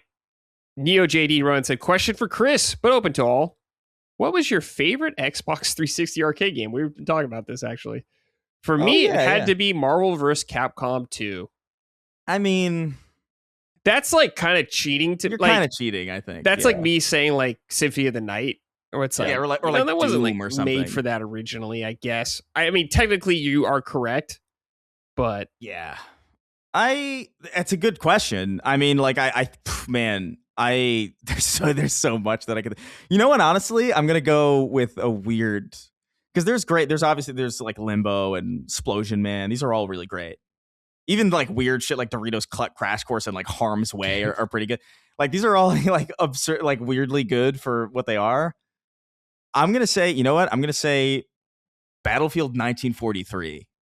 Dude, Battlefield 19, like for an arcade Battlefield experience, that game was freaking like really good. I played the hell out of it. I especially liked it because like Battlefield always had this issue for me where like it was so realistic that like I felt that even back then, like I remember feeling like readability was a big issue for me. I still loved it. I still really liked Battlefield, but it was always like the thing was like, man, I feel like I can't see anybody. That game, because it was an arcade game and it had pared down visuals, it was a little bit more stylized, felt like it was exactly what I wanted because it was the sandbox of Battlefield, but it wasn't too complicated. The readability was really good. Nice selection of maps. Unplayable now. It's a dead game, but shout out to that game. It's a really underrated entry in that series that I think people often forget, but it's really pivotal in getting me into the series because it was like $20 for a really solid Battlefield multiplayer experience set in World War II, and it was fucking sick. Yeah. So, you don't want to do Gotham City Imposters, Chris? I feel like I remember liking Gotham City Imposters. I had fun playing it, dude. But yeah, there's so many. The XBLA is full of really, really novel and interesting stuff. Like we mentioned Monday Night Combat earlier. That's a great one as well. But yeah. Ben, what about you? I gotta say it's probably still Super Meat Boy that I mentioned earlier. Great one. Yeah. That is like a definitely quintessential title for sure. Absolutely. I was thinking about Sneak King, but I don't think that was an arcade title. That was just a physical. Yeah, not technically. Yeah. And that was a weird disc format too, because it was both an Xbox and Xbox 360 game. Was it? Okay. Yeah, you can play. Showing out. It was a Burger King, and I remember it had the Xbox 360 colors on the case, but it was just Xbox. Yeah. It was just an Xbox game, and so you could play it on both. Through no intentional means, I have multiple copies of all of the Burger King games. That's a great item. I've never played any of them. I should play them. Yeah, you should absolutely play them, Chris. Yeah. Sneak King was probably the most memorable, but Big Bumpin's where it's at. Which one was that? Was that the racing? There's like a kart racing one. That was I can't remember the name of that one. Big Bumpin' was the bumper car one. There's so many weird. Maybe that was what I was thinking of. There's so many weird, like, licensed. Yeah. Fucking Dorito. Like, I mentioned Doritos Crash Course and Pocket Bike Racer. Dude. Oh, yeah. Pepsi Man. Yeah. The Cool Spot game. Oh, like yeah. Well, even just like during the SPLA, like Doritos had like that weird summer of Doritos games where it was like, it was Harm's Way. The one that I mentioned earlier, the obstacle course one. Do you remember Chex Quest? Chex Quest. Chex Quest. Yeah. Dash of Destruction was the other one that I remember. Dash of Destruction, man. Doritos Dash of Destruction. Insane. For me, I talked about it earlier, but when I think of XBLA, the first thing that comes to my head always is Geometry Wars. Yeah. Just a fucking mesmerizing game. I love just seeing that game in action. It looked beautiful. Yeah. And just simple, addictive arcade action. It was super good. I think of Limbo immediately when I think of it. Limbo's another great one, yeah. Because I remember how striking that was. Mm-hmm. But Austin Savard wrote and said, "Hey, Summoners, I'm just starting to dip my toes in a marathon and was looking for new players to play with. I know. Bear in mind, I'm not super familiar with the game so far, 4-ish hours, but I'm enjoying my time so far. But if you're in the mood to Sherpa, feel free to add Oazi on PSN or Guardian6945 on Bungie.net. So for PSN, it's O-Aussie, Auzzie. And like you said, on Bungie.net, it's Guardian6945. There you go. Bad time. Well, I guess that's a new player for for Marathon. Yeah. Adding to the concurrent player count one at a time. Yeah, one at a time, dude. I mean, Marathon's a great game, but yeah. It is really good. It's one of those things where it's just like there's no space, man. It's a bummer. But like I'm glad you're liking it. If you're 4 hours in and you like it, I think it's safe to say you're in the clear. Because it really does just get better from there. Mm-hmm. So, yeah, I'm glad you're liking it. All right. One last little thing here from Eugene Levy, bassist. Hey, Summoners, Chris, I need your help. Someone, somewhere had my 3-year-old daughter listen to Thunder by Imagine Dragons. And now that's all she wants to listen to. What should I do? I need to find the culprit who introduced her to this garbage. I'm sorry, man. That's tragic. I mean, it's 3 years old. You can start over. Like, you just have a new kid. Yeah, you can. Yeah, it's still early enough. That's a bummer, though. That would be honestly so tragic for me. That would honestly be like a real like problem. But I don't know, man. I joke. It's more of a meme, really, that I hate Imagine Dragons. But I really earnestly like. I just don't understand why they have to involve themselves with everything that I'm interested in. Like, it bothers the hell out of me. It is your curse. Like that they showed up at the Game Awards to interrupt the Bastion OST live performance 10 years after it came out. Was like, wow, you really got something against me. Yeah, I'm sorry. That's tragic. I don't know if I can help you. Yeah.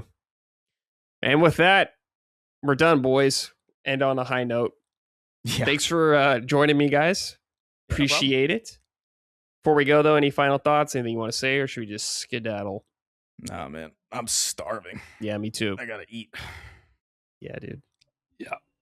Let's just get out of here. All right, we're getting out of here. Thanks, everybody. See you next time. Bye. Bye. Summon Sign is a product of Last Stand Media and Collins Last Stand LLC and is proudly recorded in the USA. The show is written and hosted by me, Brad Ellis. The show is produced by Dustin Furman. All of Last Stand's theme music is by Ramon Nivarez. Summon Sign, along with the rest of Last Stand's media shows, are fan-funded on Patreon at patreon.com/laststandmedia.